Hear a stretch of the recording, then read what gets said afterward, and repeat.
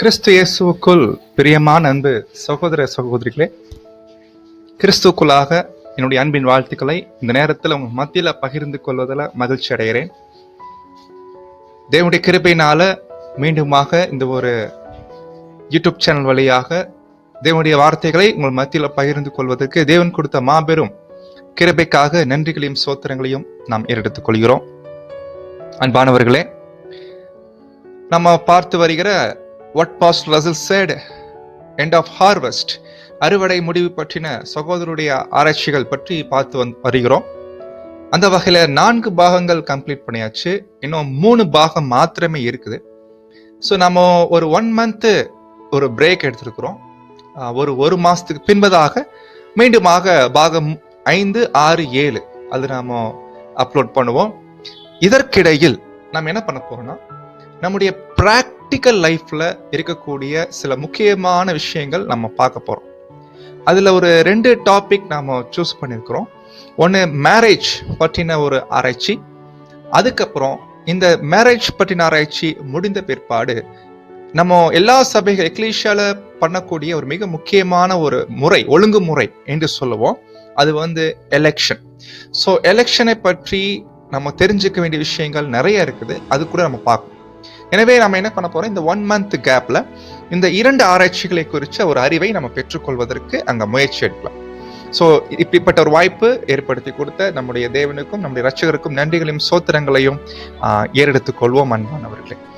Okay, இப்போ நாம ஆராய்ச்சியில நம்ம இன்னைக்கு பார்க்க போறது மேரேஜ் பற்றின ஒரு மிக முக்கியமான காரியங்களை பார்க்க போறோம்.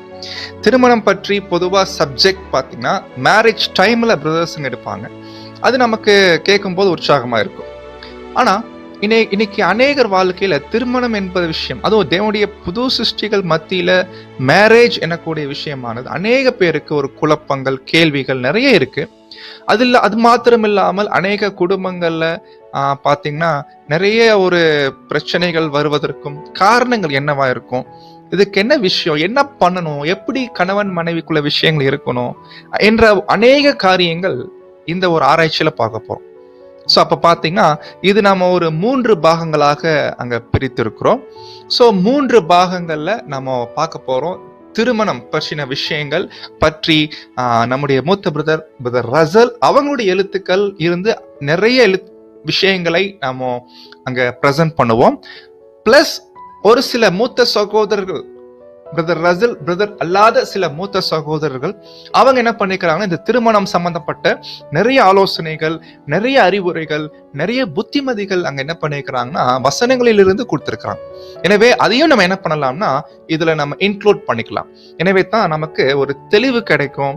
நம்முடைய கான்சக்ரேஷன், தேவனுக்கென்று பண்ண உடன்படிக்கையை நிறைவேற்றுவதற்கு, ஒருவேளை திருமணம் என்ற பந்தத்துக்குள்ள இருக்கிறவர்கள் அல்லது திருமணம் பந்தத்துக்குள்ள இணைய போகிறவர்களுக்கு தங்கள் கான்சக்ரேஷனை நிறைவேற்றுவதற்கு எந்த அளவுக்கு திருமண பந்தம் ஒத்துழைப்பு கொடுக்கும் என்ற காரியத்தையும், எந்த அளவுக்கு இந்த திருமண பந்தத்துக்குள்ள நம்ம இருந்தோம்னா நம்முடைய அர்ப்பணிப்பை நிறைவேற்றுவதற்கு உதவியாக இருக்கும் என்பதையும் கற்றுக்கொள்ள போறோம். ஏன்னா சில நேரங்களில் இந்த திருமண பந்தத்துக்குள் இணைந்தவர்களுக்கு தங்களுடைய அழைப்பையும் தெரிந்து கொள்வதிலையும் உறுதிப்படுத்தாமல் போவதற்கு திருமண பந்தமே ஒரு காரணமாயிருக்கு. அப்ப என்ன விஷயம்னா, திருமணம் விஷயத்தை குறிச்சு தேவன் வேதத்துல என்ன கொடுத்திருக்கிறாரோ அதை நம்ம சரியா கற்றுக்கொள்ளாமல் இருக்கிறதுனால தான். எனவே தான் இந்த ஒரு ஆராய்ச்சி நாம உங்கள் மத்தியில பேசுவதற்கு நம்ம விரும்பிட்டோம். இந்த விருப்பம் கூட தேவன் நமக்கு கொடுத்திருக்கிறாங்க. எனவே தேவனுக்கு நன்றி செலுத்துறோம். அன்பானவர்களே, இப்ப நம்ம ஆரம்பிச்சிடலாம். இன்னைக்கு நம்ம பார்க்க போறது முதல் பாகம் 1. நம்முடைய பாடத்துக்கு ஆராய்ச்சிக்கான ஆதார வசனம் இதுதான். எபிரேயர் 13:4. விவாகம் யாவருக்குள்ளும் கனமுள்ளதாயும் விவாக மஞ்சம் அசூசிப்படதாயும் இருப்பதாக. அப்போ இந்த 2 பாயிண்ட் தான் நம்ம என்ன பண்ண போறோம்னா ரொம்ப விவரமா பார்க்க போறோம். முதல் 2 பாகத்தில் நம்ம பார்க்க போற விஷயம் மேரேஜ் யாவருக்குள்ளும் கனமுள்ளதாயும். இது ஃபர்ஸ்ட் பார்ட். இந்த ஃபர்ஸ்ட் பார்ட்டை, இந்த முதல் பாகத்தை நம்ம 2 பாகமா பார்க்க போறோம். இந்த வசனத்துடைய 2வது பகுதி தான் அந்த விவாக மஞ்சம். பாருங்க, விவாகம் வரல, விவாக மஞ்சம், மேரேஜ் பெட். பாருங்க, வார்த்தையெல்லாம் பவுல் பயன்படுத்தின வார்த்தைகளை ரொம்ப பெரிய விஷயங்களா இருக்கு.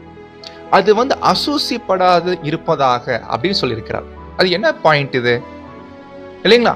அப்போ ஒருவேளை அசூசிப்படுத்துறவங்க யாருன்னு பாத்தீங்கன்னா வேசிக்கல்லர், விபச்சாரக்காரர், இவங்கள தேவன் நியாயந்தீர்ப்பார். நாம் அப்படின்னா இந்த 2வது பார்ட்டை நம்ம 3வது பாகத்துல விவரமா படிக்க போறோம். ரொம்ப சீரியஸான விஷயங்களா அங்க இருக்கு அன்பானவர்களே. எனவே இப்ப நாம ஃபர்ஸ்ட் பார்ட் ஆரம்பிக்க போறோம். பாருங்க, இந்த வசனத்தை இன்னொரு தமிழ் டிரான்ஸ்லேஷன்ல எப்படி படிக்கிறோம்னா, திருமணம் என்பது அனைவராலும் மதிக்கத்தக்கது. இது ஃபர்ஸ்ட் பாயிண்ட். அது 2 பேருக்கும் இடையில் மிக பரிசுத்தமாக கருதப்படுகிறது. விபச்சாரம், சோரம் போன்ற பாலியல் குற்றங்களை செய்கின்றவர்களை தேவன் கடுமையாக தண்டிப்பார். இது இன்னொரு டிரான்ஸ்லேஷன். ஓகே, அப்போ இப்ப நம்ம ஃபர்ஸ்ட் பார்ட்ல நம்ம பார்க்க போறது பிஃபோர் மேரேஜ். அதாவது இனி வரக்கூடிய நாட்கள்ல நான் திருமண பந்தத்துக்குள்ள நுழைய போகிறேன் என்ற ஒரு முடிவுல எடுக்க போகிற சகோதரன் மற்றும் சகோதரிகளுக்கான தேவனுடைய வார்த்தைகளிலிருந்து கிடைக்கக்கூடிய ஆலோசனைகள். நம்முடைய பிரதர் ரசல் அவர் கூட நிறைய ஆலோசனைகள் வசனங்களில் இருந்து என்ன பண்ணிக்கிறாங்கன்னா நிறைய விளக்கம் கொடுத்திருக்கிறாங்க. இப்ப நம்ம என்ன பண்ண போறோம்னா, பிஃபோர் மேரேஜ், திருமணம் பண்ணி கொள்வதற்கு முன்னாடி இருக்கக்கூடிய சகோதர சகோதரிகளுக்கான ஒரு மிக முக்கியமான சப்ஜெக்ட் தான் இந்த ஒரு ஃபர்ஸ்ட் பார்ட். ஒருவேளை திருமணம் பண்ணிக்கலாமா வேண்டாமான்னு என்ற குழப்பத்தில் இருக்கிறவங்களுக்கும் இதுக்கு பதில் இருக்குது. இல்ல சிங்கிளாவே இருக்கக்கூடிய சகோதரன் சகோதரிக்கும் வேண்டிய சில ஆலோசனைகள், புத்திமதிகள் அங்க தேவன் கொடுத்திருக்கிறாங்க. ஸோ இப்ப நாம இதை பற்றின காரியங்களை நாம தொடர்ந்து பார்க்கலாம். ஸோ நீங்க ரொம்ப ஃப்ரீ மைண்ட்ல இந்த ஆராய்ச்சிகளை நீங்க அங்க கேட்கும்படியாக நான் கேட்டுக்கொள்கிறேன். அன்பானவர்களே, நம்ம ஆரம்பிக்கலாம். ஸோ அப்போ அன்பானவர்களே, ஒரு மேரேஜ் என்று பார்க்கும்போது எதற்காக மேரேஜ் பண்றோம் இல்லைங்களா? உலகத்தார் பண்றாங்க, ஓகே. புது சிருஷ்டிகளா இருக்கக்கூடிய நாம் திருமணம் பந்தத்துக்குள்ள போகவும் சொல்லும் போது முதல்ல கல்யாணம் பண்ணலாமா வேண்டாமா என்ற கேள்விகள் வருது இல்லைங்களா? அப்போ நம்ம கண்டுபிடிக்கணும் முதல்ல பர்பஸ் ஆஃப் மேரேஜ். மேரேஜ் உடைய பர்பஸ் என்ன? எதுக்காக தேவன் திருமண விஷயத்தை ஏற்படுத்தி கொடுத்தார் இல்லைங்களா? ஆதாம் ஏவாள் என்ற விஷயத்துல அங்கதான் ஃபர்ஸ்ட் மேரேஜ் பார்க்கிறோம்.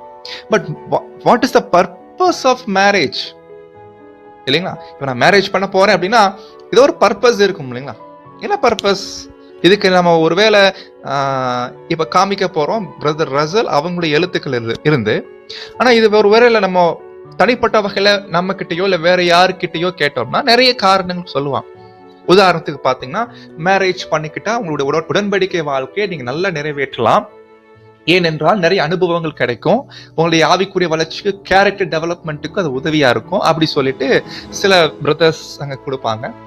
அதே போல சில பிரதர்ஸுங்க பாத்தீங்கன்னா, அன்பானவர்களே, என்ன சொல்லுவாங்கன்னா, இல்ல பிரதர், மேரேஜ்ன்றது தேவையில்லை, அது நமக்கு ஒரு பெரிய பாரம் மாதிரி, எனவே அது பண்றதுனால பாரம் தான் வரும், அதனால பண்ணாம இருக்கிறது தான் உடன்படிக்கை வாழ்க்கைக்கு ரொம்ப நல்லது என்று இன்னொரு வகையில என்ன பண்ணுவாங்கன்னா பிரதர்ஸ் அங்க விளக்கம் கொடுப்பாங்க. ஆனா இதுல யார் தடுமாறி போயிடுவாங்கன்னா, திருமணம் பண்ணிக்கலாமா வேண்டாமான்னு ஒரு முடிவெடுக்கக்கூடிய நிலையில இருக்கக்கூடிய சகோதரன் இப்படி இருவேறு கருத்துக்கள் வந்துச்சுன்னா பாவம் அவர் ரொம்ப தடுமாறிடுவார். கரெக்டுங்களா? அப்ப அவருக்கு என்ன பண்றது, என்ன ஏது பண்றது, அது கண்டுபிடிக்கிறது ரொம்ப சிரமமாயிரும். பண்ணலாமா வேண்டாமா? சோ எனவே தான் இப்படிப்பட்ட ஒரு ஆராய்ச்சி நம்ம கேட்கும் போது நமக்கே தெளிவு கிடைக்கும். போறோம் தேவனுடைய வார்த்தைகள் எப்படி இருக்குது, பிரதர் ரசலுடைய எழுத்துக்கள் இருந்து எவ்வளவு விளக்கங்கள் கொடுக்கப்பட்டு இருக்கிறது. இது ஒருத்தர் நல்லா ஸ்டடி பண்ணிட்டாருன்னா நம்ம தெளிவா முடிவெடுக்கலாம், நாம் மேரேஜ் பண்ணிக்கலாமா வேண்டாமா. சோ அன்பானவர்களே, so what is the purpose of marriage? இதுதான் பைபிள் இருந்து கொடுக்கப்பட்ட ஒரே மீனிங். வேற மீனிங் எதுவும் தேவன் எதுவும் கொடுக்கல.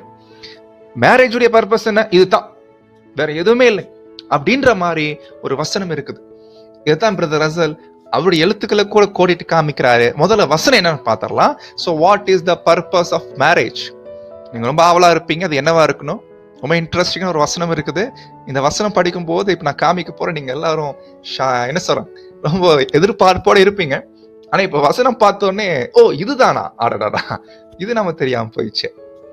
சோ அப்படி ஒரு ஃபீலிங் நம்ம வரும். எனக்கு கூட அந்த மாதிரி ஃபீலிங் வந்துச்சு. ஓகே, நம்ம பார்க்கலாம். What is the purpose of marriage? ஆதியாகமம் 1:28. இவ்வளவுதான் அன்பானவர்களே. பின்பு தேவன் அவர்களை நோக்கி, நீங்கள் பல்லுகி பெருகி பூமியை நிரப்பி.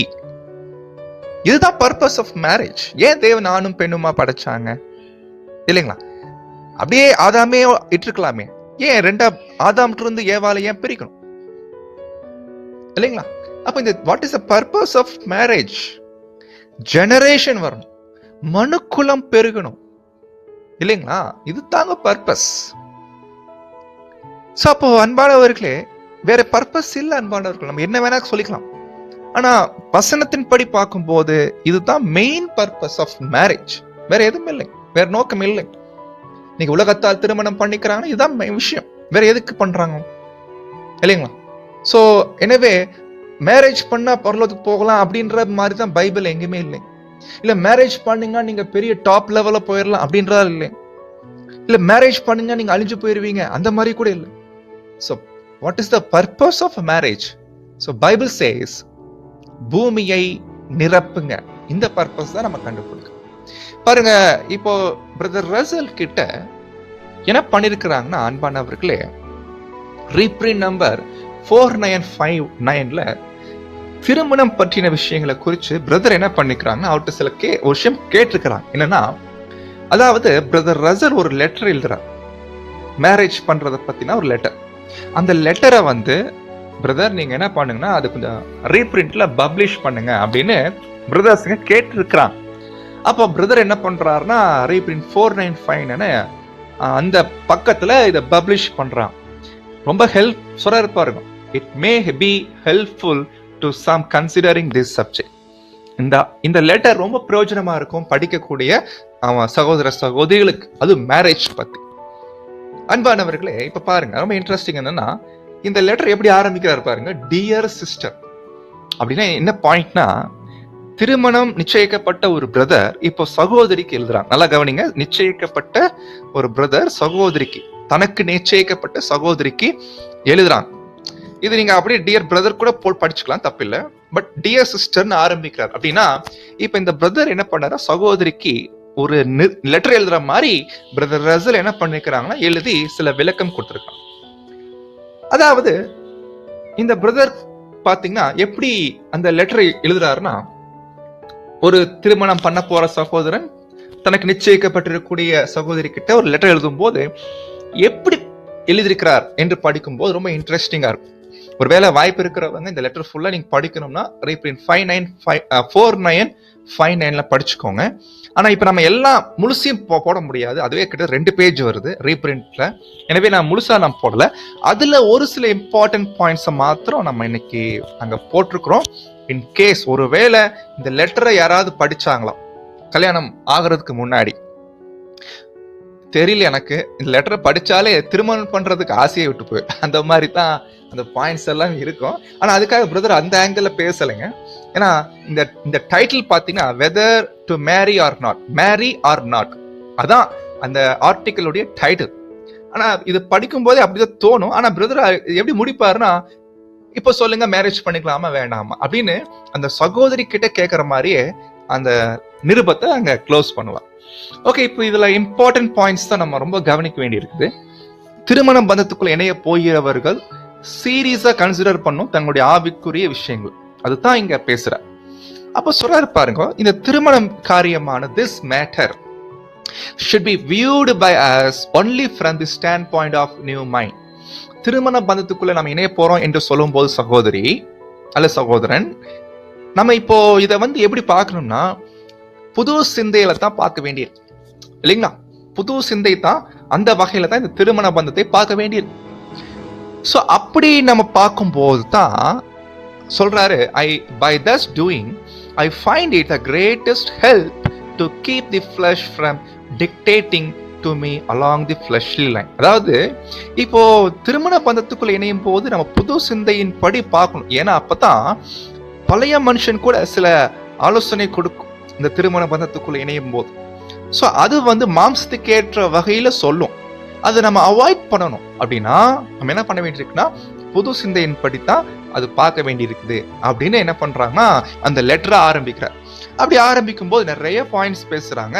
அதுல சொல்றாரு, இப்ப நான் சகோதரி இந்த திருமண பந்தத்தை குறித்து நான் என்னுடைய தனிப்பட்ட வகையில் நான் பார்க்கும் பொழுது எனக்கு நானே கேட்டுக்கிட்டேன். ஐ ஆஸ்க் மை செல்ஃப், எனக்கு நானே கேட்டுட்டேன். என்ன கேட்டுட்டேன்னா, ஒருவேளை நாங்க நம்ம 2 பேரும், நம்ம இருவரும் இந்த ஒரு திருமண பந்தத்துக்குள்ள இணைஞ்சோம்னா இல்லைங்களா, அது கரெக்டா இருக்குமா?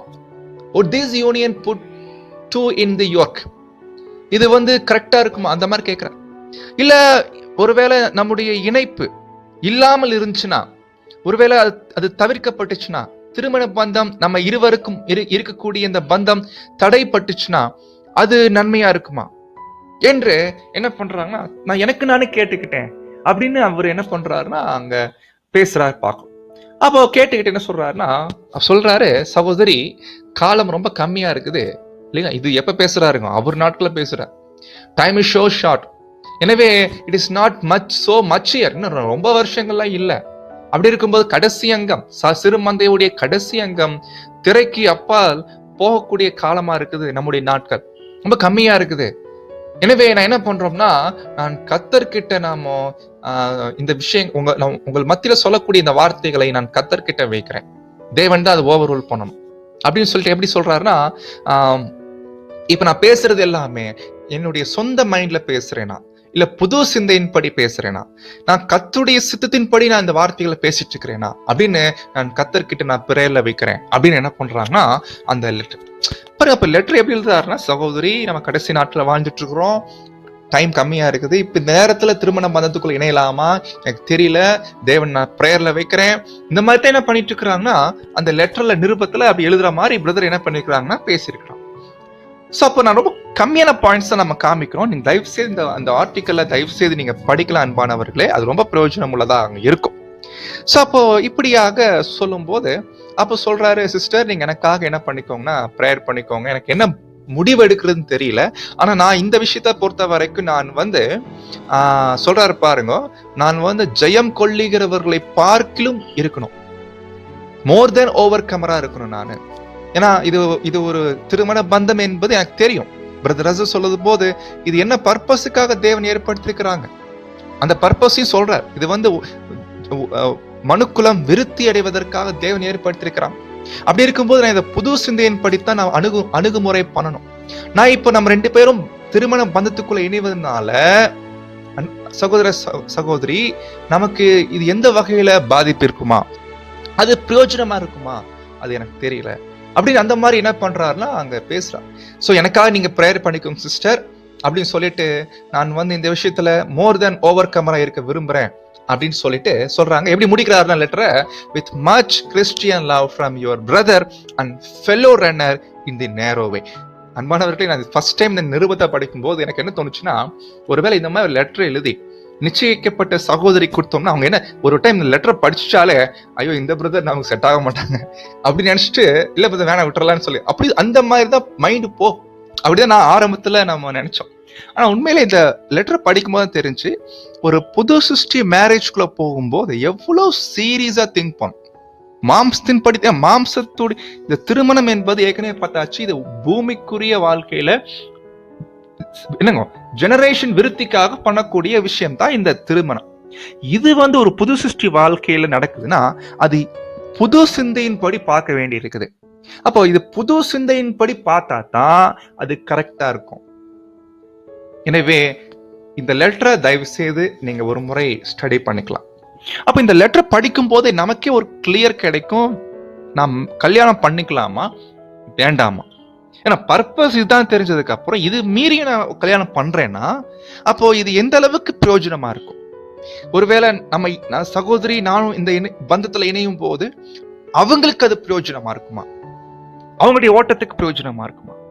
ஏன்னா நம்ம ஜெயம் கொள்ளுகிறவர்களாக மாறணும், ஜெயம் கொள்ளுகிறவர்களை பார்க்கிலும் என்ற லெவலுக்கு அங்க வரணும். அப்படின்னா அப்ப இந்த பந்தம் நல்லா உதவியா இருக்குமா? அப்ப நம்ம கர்த்தர்கிட்ட பிரேயர்ல வைக்கணும். நீங்க கூட எனக்காக ஜெபம் பண்ணிக்கோங்க சகோதரி அப்படி சொல்லிட்டு என்ன பண்றாருன்னா இந்த நிருபத்தை அங்க முடிக்கிறார். சோ நிறைய விஷயங்கள் அந்த நிருபத்துல அங்க பேசுறாரு. சோ வாய்ப்பு இருக்கிறவர்கள் அதை படிச்சுக்கலாம். அப்ப அன்பானவர்களை இப்படியாக தான் அந்த நிருபத்தை அங்க என்ன பண்ணிருக்கிறாங்கன்னா பிரதர் ரசல் அவரு அந்த லெட்டரை பப்ளிஷ் பண்ணிருக்கிறான். ரொம்ப பியூட்டிஃபுல்லா இருக்கும். உண்மையிலே இந்த லெட்டர் படிச்சாலே ஒரு தெளிவு கிடைக்கும். என்ன விஷயம், திருமணம் என்பது ஒரு புது சிருஷ்டியை எப்படி அந்த பந்தத்தை எப்படி பார்க்கணும், மேரேஜை எப்படி பார்க்கணும் அப்படின்ற ஒரு வியூ இங்க கிளியர் வியூ அங்க பிரதர் கொடுக்குறாங்க. ஓகே, இப்போ நாம எல்லாம் பார்த்ததுக்கு அப்புறம் இப்போ என்கேஜ்மெண்ட் பண்ணிக்கலான்னு ஒரு முடிவாயிடுச்சு இல்லைங்களா. இனிமேல் தான் ரொம்ப சீரியஸா கவனிக்கணும். என்கேஜ்மெண்ட் ஓகே சொல்லி முடிவு ஆயிடுச்சு. நம்ம தமிழ்நாட்டு சொல்லணும்னா நிச்சயதார்த்தம், பெட்ரோத்தல், பீட்ரோத்தல். ஸோ இந்த பெட்ரோத்தல் பார்க்கும்போது, என்கேஜ்மெண்ட் என்று பார்க்கும்போது இவருக்கு இவள் என்று ஒரு நிச்சயிக்கப்படுகிற ஒரு காரியம் தான் என்கேஜ்மெண்ட் என்று சொல்லுவோம். ஸோ அப்போ இந்த என்கேஜ்மெண்ட் என்ற விஷயத்தை எப்படி பார்க்கணும் தேவனுடைய பிள்ளைகள்? ஏன்னா பிஃபோர் மேரேஜ் என்று சொல்லும் போது திருமணத்துக்கு முன்னாடி ஒரு விஷயம் நடக்கும், அதுக்கு பேர் தான் நிச்சயதார்த்தம் இல்லைங்களா. இதை நம்ம பைபிள் ஆஸ்பெக்ட்ல பார்க்க வேண்டியிருக்கு. எப்படி பார்க்கணும் அப்படின்னு இப்ப நம்ம ரொம்ப சீரியஸான பாயிண்ட்ஸ் எல்லாம் பார்க்க போறோம். ரொம்ப கேர்ஃபுல்லா நீங்க இந்த ஸ்லைட்ஸ் நீங்க கவனிக்கணும் அன்பானவர்களே.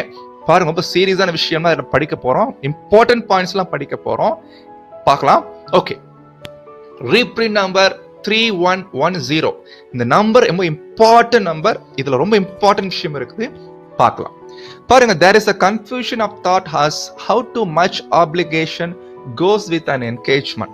அதாவது இன்னைக்கு சகோதரிகள் மத்தியில நிச்சயமாக்கப்பட்ட பின்னாடி நிறைய குழப்பமான எண்ணங்கள் வருகிறதாக சொல்றார். அது என்ன, நிச்சயமானதுக்கு அப்புறம் என்ன குழப்பம் வரப்போகுது இல்லைங்களா. ஸோ அது ப்ராக்டிக்கலா அங்க வரும் இல்லைங்களா. அது என்னன்னு பிரதர் சொல்றாங்க, அது நம்ம விளக்கம் பார்க்கலாம். அப்போ சில என்கேஜ்மெண்ட் ஆனதுக்கு அப்புறம் சில குழப்பங்கள் வருது.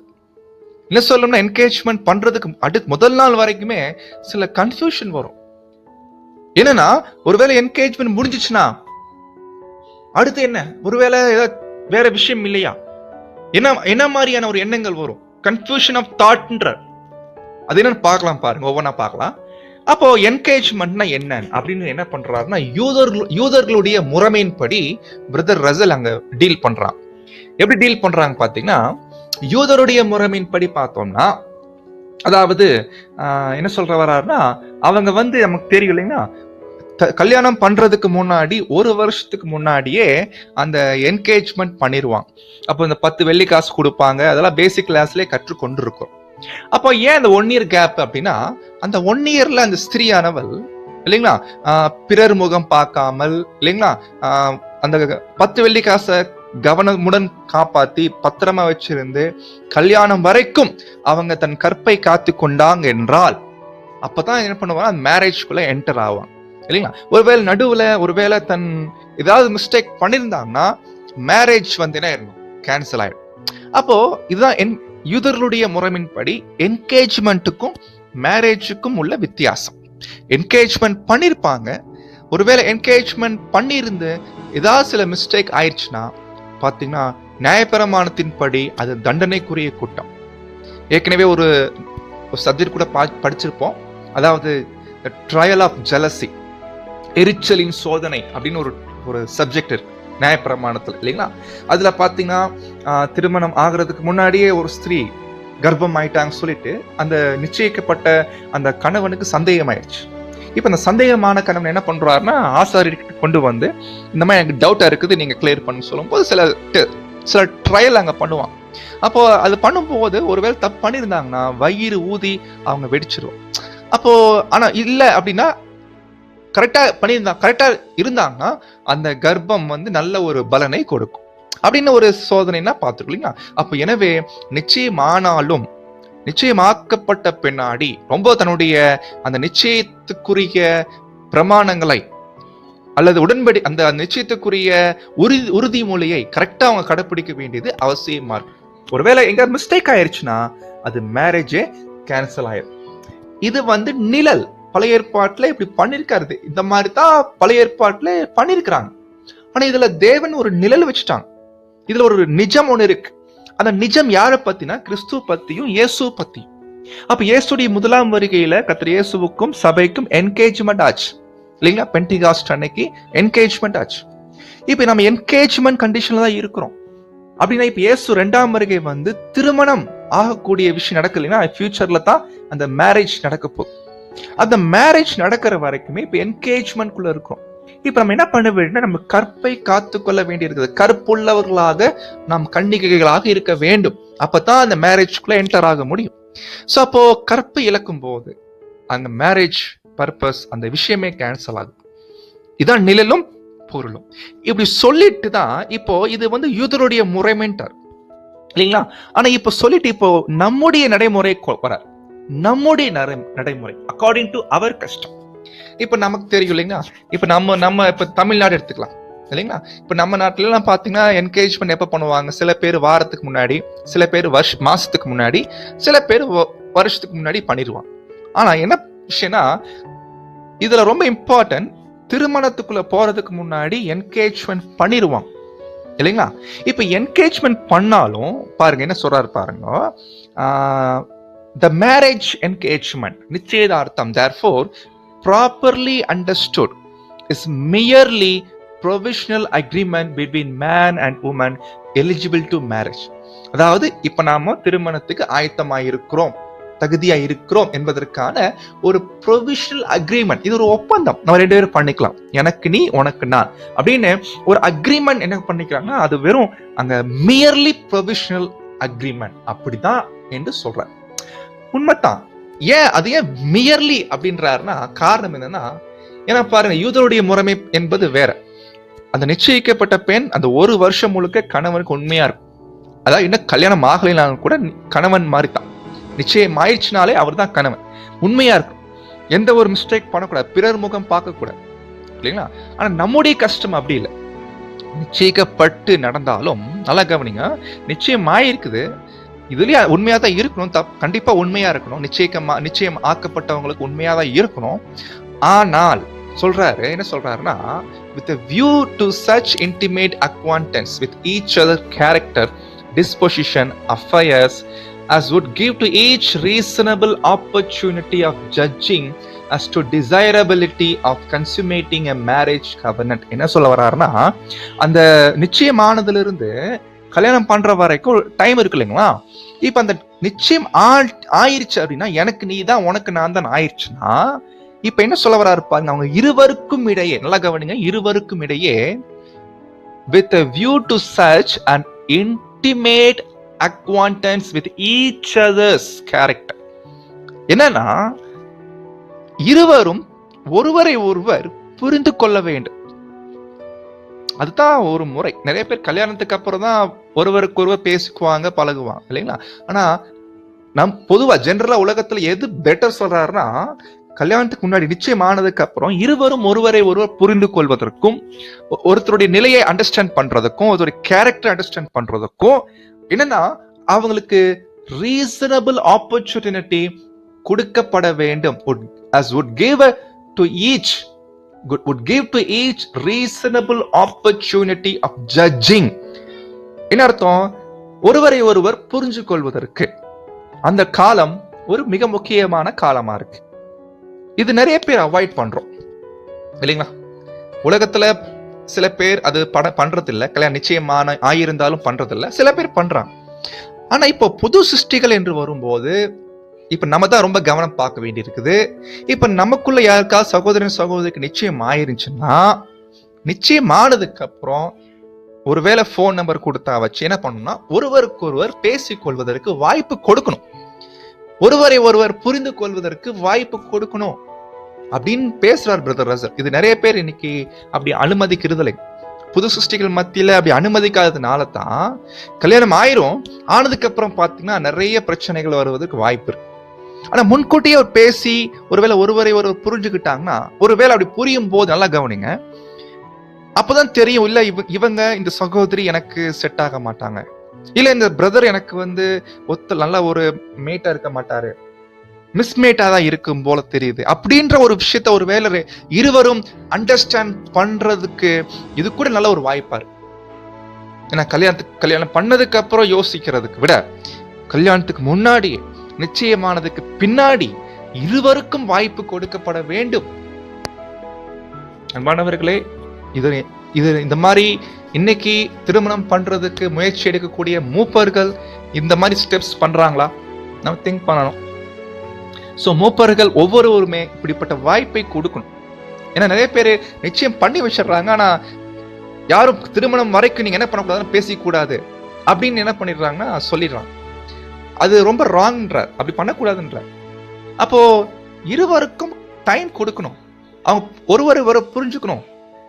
ஒரு வேளை இன்கேஸ் சொல்றாரு பாருங்க, பாருங்க ரொம்ப important point. Of course this implies equally an opportunity and right to decide, நல்லா கவனிங்க, not to marry if in his or her judgment it would not be desirable. என்னன்னா அப்படி இருவரும் பேசி ஒருவேளை 2 பேர்ல அட்லீஸ்ட் யார் ஒருத்தருக்காச்சு இல்ல நான் சிஸ்டரையோ இல்ல பிரதரையோ நான் திருமணம் பண்றது எனக்கு சரியா வராது, அவருடைய விஷயங்கள் சகோதரருடைய விஷயங்கள் எனக்கு ஒத்து போற மாதிரி தெரியல அப்படின்னு ஒருவேளை தங்களுடைய ஜட்ஜ்மெண்ட்ல தங்களுடைய யோசனையில அவங்க பிக்ஸ் மைண்ட் வந்துச்சுன்னா அவங்களுக்கு உரிமை இருக்குது. சொல்றாரு equally an opportunity and right, உரிமை இருக்குது, ரைட் டு டிசைட். என்ன டிசைட்? Not to marry. என்ன பாயிண்ட் பாருங்க, என்ன அருமையான பாயிண்ட். நிச்சயமானதுக்கு அப்புறம் கூட ஒருவேளை பேசி பழகும் போது இல்ல எனக்கு மைண்ட் ஒத்து வரல, எனக்கு இந்த திருமணம் பண்ணிக்கிட்டா இல்ல சரியா வராது என்று விரும்பிட்டார்னா, வேண்டாம் திருமண பந்தம் வேண்டாம் விரும்பிட்டார்னா அவருக்கு ஃபுல் ரைட்ஸ் இருக்குது to decide not to marry. இன்னைக்கு நினைச்சு பாருங்களேன், பிரதர் ரசல் பேசின பாயிண்ட்ஸ் இதெல்லாம் இன்னைக்கு நம்ம பண்ணோம்னா என்ன மாதிரி டென்ஷன் ஆவாங்க மூப்பர்கள் இல்லைங்களா? கண்டிப்பா டென்ஷன் ஆவாங்க. ஏன் தெரியுங்களா? பாருங்க, இப்போ இதுவே ஒரு சிஸ்டர் வேணாம்னு சொல்லிட்டாங்கன்னா பெருசா எடுத்துக்க மாட்டாங்க. சிஸ்டர் சொல்லி என்ன சிஸ்டர் இதெல்லாம் முன்னாடி சொல்ல மாட்டீங்களா அப்படி சொல்லிடுவாங்க. ஆனா ரைட்ஸ் இருக்குங்க. ஆனா இதே பிரதர் பண்ணிட்டாருன்னா என்ன பிரதர் சிஸ்டர் வாழ்க்கை இப்படி பண்ணிட்டீங்களா அப்படி சொல்லி என்ன பண்ணுவாங்கன்னா ரொம்ப இதாயிருவாங்க. ஆனா அப்படி இருக்கு. புது சிஸ்டர்களுடைய மேரேஜ் ரொம்ப தெளிவா இருக்கணும்.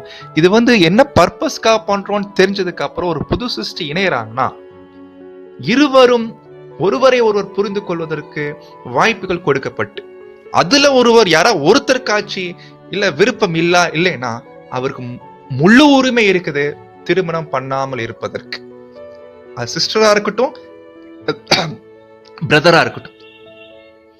ஆனா இப்படி நடக்கும்போது அவங்கள போயிட்டு நீங்க குறை சொல்வதோ கோவப்படுவதோ அது ரொம்பவே தப்புன்ற.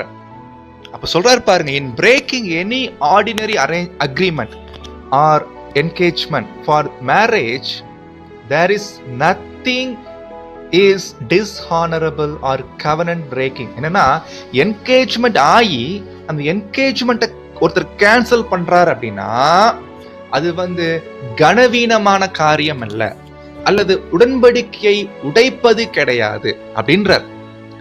சொல்ற புரிஞ்சுங்களா?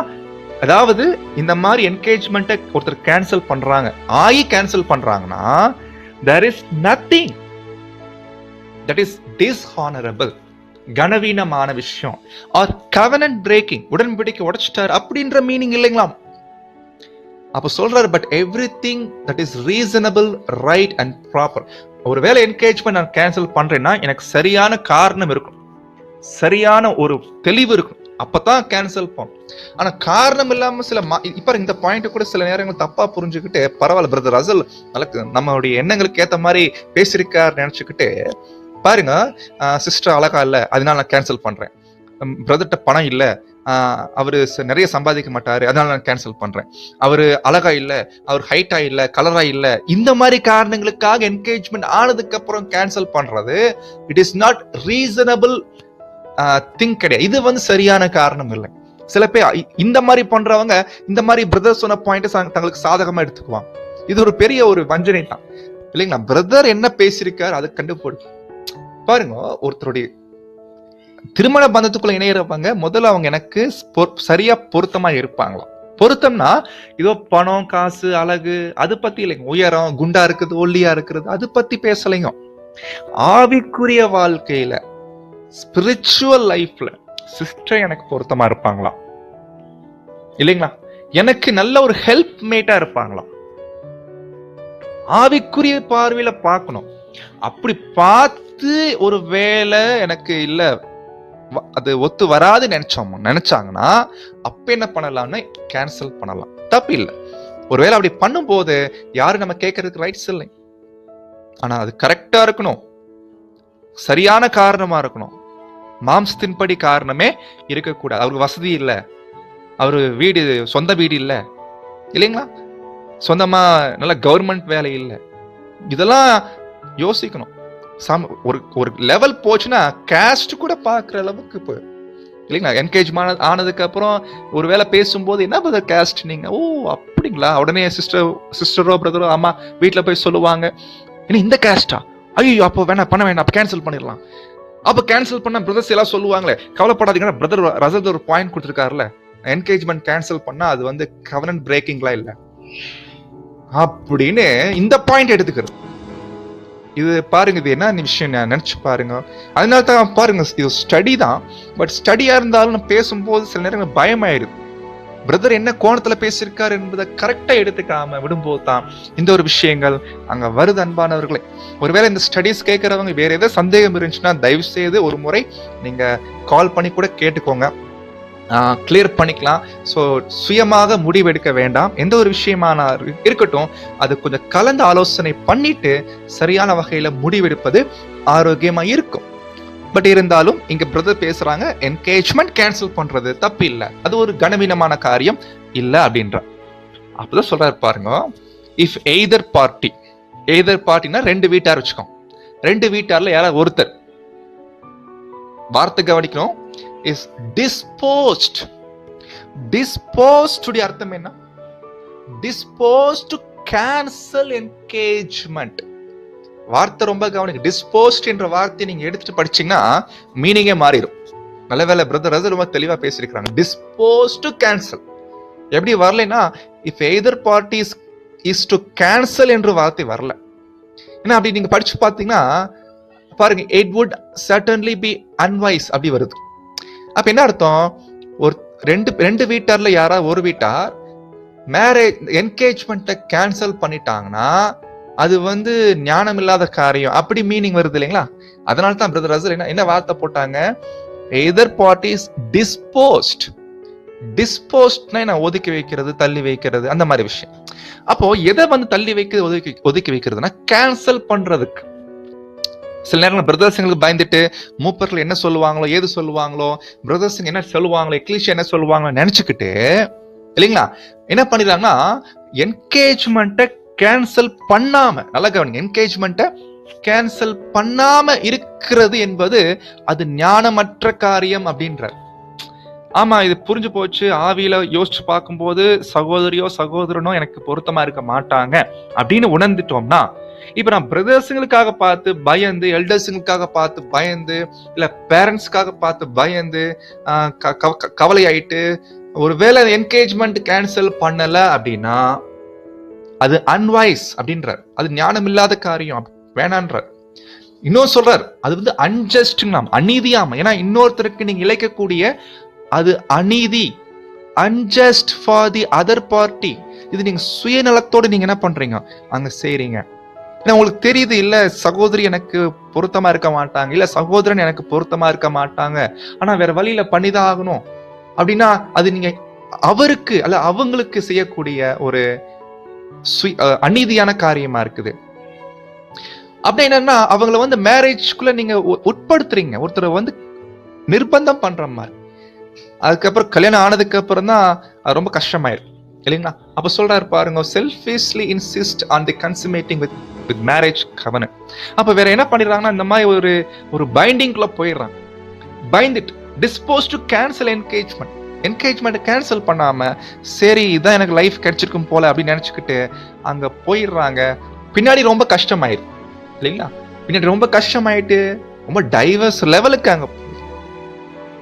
இதெல்லாம் யோசிக்கணும் அன்பானவர்களே. இதெல்லாம் நான் ஏதோ நடக்காத காரியத்தை பத்தி நான் பேசலைங்க, இல்ல நடந்திருக்க காரியத்தை பத்தி தான் பேசுறேன். ஸோ ரொம்ப யோசிக்கணும். மிக முக்கியமா எக்லீஷியாவுடைய எல்டர்ஸ், இந்த வேலை செய்யக்கூடிய எல்டர்ஸ் ரொம்ப யோசிக்க வேண்டியிருக்கு. ஸோ இது ரொம்ப உதவியா இருக்கு இந்த பாயிண்ட்ஸ் எல்லாமே. அப்ப சொல்றாரு, பிகாஸ் ஏனென்றால் marriage is only for those who are one. If either party feels to contrary of this, it is the very best reason why both should conclude they are not one in their interest taste. என்ன சொல்றாருன்னா, கல்யாண பந்தத்துக்குள்ள நுழைஞ்சிட்டாங்கன்னா ஒன்றும் பண்ண முடியாது, அது ஒரு binding, அதுதான் உடன்படிக்கை. அதுக்கு முன்னாடி வரைக்கும் வாய்ப்பு இருக்கு, அவங்களுக்கு லாஸ்ட் மினிட் வரைக்கும் வாய்ப்பு இருக்குது. தன்னுடைய சரியான காரணம் இருந்துச்சுன்னா கேன்சல் பண்றது. ஸோ ரொம்ப முக்கியமா இருக்குது. வெரி சொல்றார், it is the very best reason why both should conclude that they are not one in their interest, taste, preferences, but they are not one. அதான் வசனம் படிக்கிறோம் இல்லைன்னா, இருவரும் ஒரே மாம்சமா இருப்பாங்க. அப்படி ஒரே என்ற விஷயத்துல இன்ட்ரெஸ்ட், டேஸ்ட், பட் டேஸ்ட் கூட சொல்றாரு பாருங்க, டேஸ்ட். ஆனா இது ரொம்ப ஆச்சரியமான பாயிண்ட் தான் இருக்கு. இது ஒருவேளை நீங்க திங்க் பண்ணுங்க, டேஸ்ட்னு என்ன அர்த்தம் இல்லைங்களா? பாருங்க, இப்போ உதாரணத்துக்கு நம்ம சாப்பாட்டுல உப்பு போகலைன்னா கோவம் வரும் இல்லைங்களா? அப்போ டேஸ்ட் கூட பார்க்கிறது, அதுல வந்து they are not one in their taste. எனக்கு தெரியல இது பிரதர் ரசல் எப்படி பேசியிருப்பாங்க தெரியல, நீங்க யோசிங்க. ஏன்னா டேஸ்ட் சொல்லும் போது என்ன, உதாரணத்துக்கு என்னுடைய மனைவி நல்லா இந்த அளவுக்கு படிச்சிருந்தா ஆரோக்கியமா இருக்கும் அப்படின்னு ஒருத்தர் பிரதர் எதிர்பார்க்கிறாருன்னா, ஒருவேளை அது கூட இருக்கலாம். அது ஒருவேளை அப்படி சில ப்ரிஃபரன்சஸ் கொடுக்குறாரு பாரு. ஆனா உண்மையிலே பிரதர் சொல்றது படி பார்த்தா, ஒருவேளை எல்லாம் திருமணத்துக்கு முன்னாடி என்கேஜ் பண்றது முன்னாடியே தெளிவா சொல்லிட்டாங்கன்னா, அதுக்கேற்ற மாதிரி என்ன பண்ணுவாங்கன்னா, மூப்பர்கள் பொண்ணு பார்ப்பாங்க, இல்ல மாப்பிள்ளை பார்ப்பாங்க. ஆனா என்கேஜ்மெண்ட் ஆனதுக்கு அப்புறம் அவன் சொல்லும் போது அது ரொம்ப கஷ்டமாயிடும். அதனால்தான் தயவுசெய்து மூப்பர்களுக்கும் ஒரு பெரிய பாரத்தை என்ன பண்ணக்கூடாதுன்னா, திருமணத்துக்கு போகக்கூடியவர்கள் செலுத்தக்கூடாது, ரொம்ப கஷ்டமாயிருவான். ஒருவேளை உங்களுக்கு என்ன டேஸ்ட், ப்ரிஃபரன்சஸ் எது இருந்தாலும் தயவுசெய்து சொல்லிருங்க. சிஸ்டரா இருக்கட்டும், பிரதரா இருக்கட்டும், என்கேஜ்மெண்ட் பண்ணதுக்கு அப்புறம் சொன்னீங்கன்னா நல்லா இருக்கா. அது வந்து மூப்பர்களுக்கு ரொம்ப கஷ்டமாயிடும், தேவையில்லாம எல்லாருக்கும் பாரமாயி நீங்களும் கஷ்டமாயிட்டு, இது தேவையில்லாத விஷயம். ஒருவேளை அப்படி டேஸ்ட் இருக்கா சொல்லுங்க, ப்ரிஃபரன்சஸ் இருக்கா சொல்லுங்க. ஏன்னா நீங்க சொன்னதுக்கு அப்புறம் பின்னாடி கல்யாணம் ஆனதுக்கு அப்புறம் நீங்க வருத்தப்பட்டுட்டு ஒண்ணுமில்லாத விஷயங்களுக்கு சண்டை பண்ணிட்டு இருந்தீங்கன்னா அது ஆரோக்கியமாவே இருக்காது. அப்படின்னு என்ன பண்றாருன்னா, அந்த பகுதியில அங்க சொல்லி முடிக்கிறார் பாருங்க. எக்ஸெட்ரான்னு சொல்லி முடிச்சிட்டார் இல்லைங்களா? ஓகே, அப்போ சொல்லிட்டு அதுக்கப்புறம் சொல்றாரு, என்ன சொல்றாருன்னா, the unregenerate may helps perhaps inclined to insist and urge it would be wrong for the Christian to break engagement. அதாவது என்னன்னா, இந்த மாதிரி ஒரு கிறிஸ்டியன் வந்து என்கேஜ்மெண்ட்டை பிரேக் பண்றாருன்னா அது வந்து ரொம்ப தப்பு அப்படின்னு என்ன பண்றாங்கன்னு நினைக்கிறாங்க. ஸோ அப்போ இது அந்த மாதிரி இல்லை, இந்த மாதிரி நினைக்கிறது திஸ் இஸ் அன்சவுண்ட் ரீசனிங். இது வந்து அன்சவுண்ட் ரீசனிங், இப்படி நினைக்க கூடாதுன்றாங்க. ஒரு என்கேஜ்மெண்ட்டை பிரேக் பண்றது, நிச்சயதார்த்தத்தை கேன்சல் பண்றது, அது வந்து தப்பு அப்படின்னு சொல்றது அன்சவுண்ட் ரீசனிங், ஹோலி சொபிஸ்டிக்கல். அப்ப என்ன சொல்ல வர்றாருன்னா, those who use it are generally fully aware of this. எனவே ரொம்ப ரொம்ப விழிப்போடு தான் இந்த விஷயங்களை செய்ய வேண்டியிருக்குது இல்லைங்களா? It is sufficient at times to cause great trouble of conscience to some who are anxious to fulfill their obligation in every particular. அப்போ எனவே திருமண பந்தத்துக்குள்ள போறவங்க அந்த கடமைகள் ரொம்ப கேர்ஃபுல்லா செய்ய வேண்டி இருக்குது. எனவே தான் முன்கூட்டியே ரொம்ப தெளிவாய்க்கும். பிரதர் சொல்றது போல என்கேஜ்மெண்ட்க்கு பின்னாடி சகோதரியும் சகோதரனும் பேசிக்கிறதுக்கு வாய்ப்பு கொடுக்கணும். அப்படி கொடுக்கும் போது தான் அவங்களுக்கு புரிதல் கிடைக்கும், அவங்களுக்குள்ள ஒரு டெசிஷன் எடுக்கிறது கரெக்டா இருக்கும். ஒருவேளை டெசிஷன் எடுக்கிறதுல அவங்களுக்கு ஒத்து வரல அப்படின்னா தாராளமாக கேன்சல் பண்ணலாம், தப்பு இல்லை. அப்போ எல்டர்ஸ்ங்களுக்கு ரொம்ப பாரம் கொடுக்காம இருக்கிறதுக்கு முன்கூட்டி நீங்க என்ன பண்ணிருக்கீங்கன்னா, உங்களுடைய எதிர்பார்ப்புகள் என்ன தயவுசெய்து சொல்லிருங்க, கிளியரா சொல்லுங்க. பிரதர் எனக்கு இந்த மாதிரி படிக்கணும், இல்ல படிக்க வேணாம். பிரதர் எனக்கு இந்த மாதிரி செய்யணும், இந்த மாதிரி செய்ய வேணாம். எதுவா இருந்தா முன்னாடியே சொல்லிருங்க. சொல்லாம விட்டு அதுக்கப்புறம் என்கேஜ்மெண்ட் ஆனதுக்கு அப்புறம் செய்யும் போது கேன்சல் பண்ணலாம், ரைட்ஸ் இருக்குது. ஆனா அதுக்காக அது வந்து மற்றவர்களுக்கு ஒரு கஷ்டத்தை என்ன பண்ணிடக்கூடாதுங்க, அது நம்ம கொடுக்க கூடாது இல்லைங்களா? சோ அதனால பிரதருடைய வார்த்தைகள் இருந்து நிறைய ஆலோசனைகள் திருமணம் பண்றதுக்கு முன்னாடி இருக்கிறவங்களுக்கு இங்க நாம கண்டுபிடிச்சிருக்கிறோம். திங்க் பண்ணுங்க அன்பானவர்களே. ஸோ சிந்திங்க, இது நமக்கு ரொம்ப யூஸ்ஃபுல்லா இருக்கும் பாயிண்ட். ஸோ இதோட ரீப்ரிண்ட் 3110 பிரதர் பேசி முடிக்கிறாங்க. This is our justification for these extended remarks on the face of the subject. அப்போ இதுதான் நம்முடைய எண்ணமா இருக்குன்னு சொல்லி அங்க முடிக்கிறேன். ஸோ அப்போ இது வரைக்கும் நம்ம கிளியரா புரிஞ்சு இல்லைங்களா? ஸோ நம்ம நம்புறோம் நீங்க சரியா புரிஞ்சிருப்பீங்க நம்புறோம். எனக்கு தெரியல இது கூட கேட்டு எத்தனை பேருக்கு கோபம் வரப்போகுது எனக்கு தெரியல. பட் ஓகே, நம்ம பேசுறது எல்லாமே பிரதர் பேசின காரியங்களை உங்கள் மத்தியில நம்ம சமர்ப்பிக்கிறோம். ஸோ மற்றபடி இது ஒவ்வொருவருக்கும் உள்ள ஒவ்வொரு தனிப்பட்ட ஜட்ஜ்மெண்ட்குள்ள நீங்க போய்க்கலாம். ஸோ இதை நம்ம கண்டுபிடிக்கிறோம் அன்பானவர்களே. ஓகே, நம்ம அடுத்த ஒரு விஷயம் பார்க்கலாம். அப்போ திருமணம் பண்றதுக்கு முன்னாடி சொல்றாரு 2 கொரிந்தியர் 6:14 இந்த வசனத்தை பிரதர் ரசல் கோட் பண்றாங்க. அந்நிய நுகத்திலே அவிவிசுவாசிகளுடன் பிணைக்கப்படாதிருப்பீர்களாக அப்படின்னு அங்க பிரதர் ரசல் இந்த வசனத்தை கோட் பண்ணி திருமண பந்தத்துக்குள்ள இணைய போகிறவர்களுக்கு ஒரு மிக முக்கியமான ஒரு எச்சரிப்பு கொடுக்குறான். என்ன கொடுக்கறத பார்க்கலாங்களா? பாருங்க, இங்கிலீஷ்ல be ye not unequally yoke. அந்நிய நுகத்திலே அவிசுவாசிகளுடன் பிணைக்கப்படாதிருப்பீர்களாக. இது என்ன விஷயம் பார்க்கலாம். ரீப்ரிண்ட் நம்பர் 4912 பேசுறார். டு த கிறிஸ்டியன், நல்லா கவனிங்க, டு த கிறிஸ்டியன், அதாவது புது சிருஷ்டி பத்தி பேசுறார். நல்லா கவனிங்க, வார்த்தை கவனிங்க. த கான்செக்ரேட்டட் ஃபாலோவர்ஸ் ஆஃப் கிரைஸ்ட். நான் கிறிஸ்துவுக்குள்ளாக என்னை அர்ப்பணிச்சிருக்கிறேன், உடன்படிக்கை பண்ணிருக்கிறேன் என்று சொல்லக்கூடிய சகோதரனோ சகோதரியோ, நல்ல வார்த்தை கவனிங்க. வார்த்தை என்ன போட்டிருக்காரு தெரியுங்களா? would not இல்ல, should not intermarry with other worldly, உலகத்தில் இருக்கிற கூடியவர்களை கல்யாணம் பண்ண வேணாம். யாரு அர்ப்பணம் பண்ணிருக்கிறீங்களா? தேவன் கிட்ட அர்ப்பணம் பண்ணிருக்கீங்களா? வேண்டாம் பிரதர், கல்யாணம் பண்ண. உலகத்துல இருக்கிறவங்கள பண்ணாதீங்க, கர்த்தருக்குள் இருக்கிறவங்கள மாத்திரம் என்ன பண்ணுங்க. ஒருவேளை கேட்கலாம், பிரதர் அப்படி டைரக்டா வசனம் இல்லையே, கல்யாணம் பண்றது யார் வேணா பண்ணிக்கலாம், டைரக்டா வசனம் இல்லையே. ஒருவேளை அப்படி நான் கல்யாணம் பண்ணாலும் அவங்க நான் சத்தியத்தை சொல்லி உடன்படிக்கை பண்ணி ட்ரூத்துக்குள்ள கொண்டு வர வச்சிருவேன் பிரதர். அவங்க கேட்கக்கூடிய காது இருக்கு, தெரியும், நான் பேசியிருக்கிறேன். அப்படி நம்ம என்ன பண்ணுவோம்னா நம்முடைய ஞானத்தை பயன்படுத்தும் சில நேரங்கள். ஆனா சொல்றாரு, there is a surely divine wisdom in this injection. அப்ப வசனம் இப்படி சொல்லுதுன்னா அதுல தெய்வீக ஞானம் இருக்குது. தெய்வீக ஞானத்துல இருக்கிறதுனால தான் இப்படி பண்ணாதீங்கன்றாருன்னா, இப்ப தெய்வீக ஞானத்தோட நம்முடைய ஞானத்தை ஒப்பிட முடியுமா? நம்முடைய ஞானத்துல நிறைய சொல்லுவோம், இல்ல அப்படி பண்ணிடலாம், இப்படி பண்ணிடலாம், அதெல்லாம் சரியாயிடும், நிறைய ஞானத்துல சொல்லலாம். ஆனா இது டிவைன் விஸ்டம் இருக்குது. வேணானா விட்டுருங்க, நல்லதுக்குன்னு சொல்றாரு. அது ஏதோ விஷயம் இருக்குது, இல்லைன்னா சொல்ல மாட்டார். அப்போ consecrated followers of Christ should not intermarry. ஏன்னா தெய்வீக விஸ்டம் அதுக்குள்ள இருக்குது. இது நியாயப்பிரமாணம் இல்லத்தான், இது சட்டம் இல்லத்தான், ஆனால் தெய்வீக ஞானம் இருக்கிறத நீங்க என்ன பண்ணணும், உணர்ந்துக்கோங்க அப்படின்னு என்ன பண்றாருன்னா சொல்லிட்டு, கிறிஸ்டியன்ஸ் ஒரு வேலை, நல்லா கவனிங்க, இது ஆல்ரெடி மேரிட் ஆனவங்க, ஏதோ இனிமேல் தான் பண்ண போறவங்களை பத்தி பேசல, ஆல்ரெடி மேரிட் ஆன வார்த்தை கவனிங்க. Christian who are going to marry அப்படி வார்த்தை வரல, ஆல்ரெடி பண்ணவங்க who have married. கிறிஸ்துவர்கள் ஒருவேளை புது சிருஷ்டிகள் தேவனுடைய பிள்ளைகள் ஒருவேளை கல்யாணம் பண்ணியிருந்தாங்கன்னா, உலகத்துல போய் கல்யாணம் பண்ணியிருந்தாங்கன்னா, பண்ண போறாங்களா அப்படி சொல்லலைங்க, ஃபியூச்சர்னா வேணாம் அவ்வளவுதான். பண்ணிருந்தாங்க அப்படின்னா தான் என்ன பண்றாரு, என்னவா இருக்கட்டும் அவங்கள தள்ளிவிடக்கூடாது, அவங்கள விட்டு பிரிஞ்சு போகக்கூடாது, மாறாக திருமண ஒப்பந்தத்தை நிறைவேற்றுங்க அப்படின்னு என்ன பண்றாருன்னா சொல்லி முடிக்கிறார். அப்போ எனவே அந்நிய நுகத்தோட அவிசுவாசிகள் பிணைக்கப்படாதிருப்பீர்களாக அப்படின்னா அதுல தெய்வீக ஞானம் இருக்குது. கிளியர் கட் ஒரு பாயிண்ட். இதுக்கு நாம என்னதான் பூசி முழுக சொல்லி எல்லாதான் ஒரு விஷயம், இல்ல பிரதர் அப்படி, இல்ல பிரதர் இப்படி, என்னதான் சொன்னாலும் அது நம்முடைய ஞானமா தான் இருக்குமே ஒழிய தெய்வீக ஞானமா இருக்கா.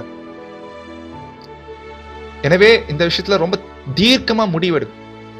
பேரண்ட்ஸ் ஒண்ணு சொல்றாங்க, பேரண்ட்ஸ் கூடிய விருப்பம் ஒண்ணு இருக்குது, சொந்தக்காரங்க பார்க்கணும், அதெல்லாம் மனசுல வச்சுக்கிட்டு நம்முடைய கான்செக்ரேஷன் லைஃப நமக்கு நாமே நம்முடைய சுய புத்தியில பிளான் பண்ணிக்கிட்டு கெடுத்து விடக்கூடாது. தேவனுடைய வார்த்தை கிளியரா இருக்குது. ஸோ ரொம்ப நம்ம அது ஃபாலோ பண்ண வேண்டியது அவசியமா இருக்கு அன்பானவர்கள். ஸோ இது நம்ம கண்டுபிடிச்சதுக்கு அப்புறம் பாருங்க, இப்போ அந்நிய நுகம் பத்தி சில விஷயம் பாருங்க, சில பிக்சர்ஸ் பாருங்க, ரொம்ப இன்ட்ரெஸ்டிங்கா இருக்கும். நுகம்னா இதான் பாத்தீங்கன்னா, இந்த நுகம் இந்த மாட்டுக்கு மேல வைப்பாங்க பாத்தீங்கன்னா, இதான் நுகம். இது பாருங்க, இது ஈக்குவலா இருக்கும். அன்ஈக்குவல்னா என்னத்தோம், அந்நிய நுகம்னா அன்ஈக்குவல் அப்படின்னா பாருங்க, பின்னாடி ஒரு பெரிய பாரம் இருக்கு. அந்த பாரத்தை இந்த 2 மாடுகள் சுமந்து போனோம்னா அந்த நுகம் சரியா இருக்கும், அப்பதான் கொண்டு போறதுக்கு இருக்கும். இல்லைன்னா பாரம் ஒருத்தர் மேல அதிகமாயிட்டு பாரம் இன்னொருத்தர் மேல ரொம்ப லகுவா இருக்கும். அப்ப என்ன ஆயிருதுன்னா பாரத்தை சுமக்க முடியாம போய், அதனால தான் திருமண பந்தத்துக்குள்ள இணையும் போது அந்நிய நோகத்தோட பிணைக்கப்படாதீங்க. ஏன் சொல்ல வர்றாருன்னா, அன்பானவர்களே, அது குறிக்குது என்னன்னா, கல்யாணம் பண்றதுக்கு முன்னாடி இவங்க எனக்கு சரியான நுகமா இருப்பாங்களா, அந்த என்கேஜ்மெண்ட் ஆனதுக்கு அப்புறம் யோசிக்கணும், பிரதர் சிஸ்டர் எனக்கு சரியான நுகமா இருப்பாங்களா.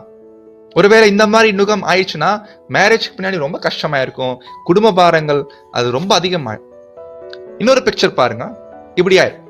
கடைசியில பாருங்க, பாரம் இழுக்க முடியாம ஒருத்தர் டவுன் ஆனாலே அது குடும்பத்துல நிறைய ஒரு வேதனை தான்.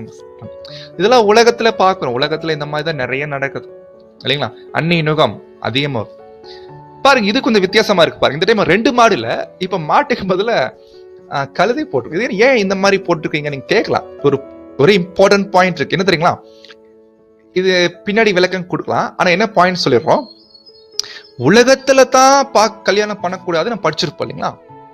ஆனா பிரதர் ரசல் ஒரு பாயிண்ட் கொடுக்குறாங்க. என்ன கொடுக்குறாங்கன்னா, கான்செக்ரேட்டட் ஃபாலோவர்ஸ் மத்தியில, அர்ப்பணம் பண்ணவங்க மத்தியிலேயே நுகம், அந்நிய நுகம் வர வாய்ப்பு இருக்குங்களாம். அன்ஈக்குவலி யோக் வர வாய்ப்பு இருக்கலாம். அதாவது நல்லா புரிஞ்சுக்கோங்க, கான்செக்ரேட் பண்ணவங்க மத்தியில், பிரதரும் சிஸ்டரும் கான்செக்ரேட் பண்ணவங்க தான், ஆனாலும் கூட என்ன வர வாய்ப்பு இருக்கலாம், அன்ஈக்குவலி யோக் வர வாய்ப்பு இருக்கலாம். நினைச்சு பாருங்க. இப்படி கூட பாருங்க, நுகம் நேரா இருக்க மாதிரி தெரியுது, ஆனா இது ஒண்ணு கழுதை, இன்னொன்னு மாடு. அப்ப நினைச்சு பாருங்க, இது என்ன மாதிரியான கண்டிஷனு. இதை பத்தி பிரதர் பேசுறான். அப்போ இப்படி வரும்போது என்ன எடுத்துட்டீங்கன்னா ரொம்ப கஷ்டமாயிடும், கல்யாணத்துக்கு அப்புறம் ரொம்ப கஷ்டமாயிடும். அதனால தான் பாருங்க, இது ஒரு பாருங்க, மாடுக்கு கம்மியா இருக்குது, ஒட்டகம் ஹைட்டா இருக்கு. அப்போ இதுல சில ப்ராப்ளம்ஸ் வரும். அந்த மாதிரி ப்ராப்ளம்ஸ் வரும்போது அது தவிர்க்கணும்னா ரொம்ப ஜாக்கிரதையா இருக்கும். இப்ப இந்த மாதிரி விஷயங்களுக்கு பிரதர் ரசலுடைய எழுத்துக்கள் இருந்து நம்ம சில முக்கியமான பாயிண்ட்ஸை காமிக்க விரும்புறோம். இது திருமணம் ஆகிறதுக்கு முன்னாடி இருக்கக்கூடிய சகோதர சகோதரிகளுக்கு ஒரு மிகப்பெரிய உதவியாக அங்க இருக்கும். 6th வால்யூம்ல பேஜ் நம்பர் 501 பிரதர் பேசுறாங்க. நல்லா கவனிங்க. இவ்வளவு நேரம் பார்த்தது அந்நிய நுகம் பத்தி பார்த்தோம். உலகத்தாரோட கல்யாணம் பண்ணக்கூடாதுன்னா பண்ணக்கூடாது, அவ்வளவுதான். ஏன்னா அது தேவனுடைய அந்த அது கட்டளை இல்லைனாலும் அது தெய்வீக ஞானம் இருக்குதுல.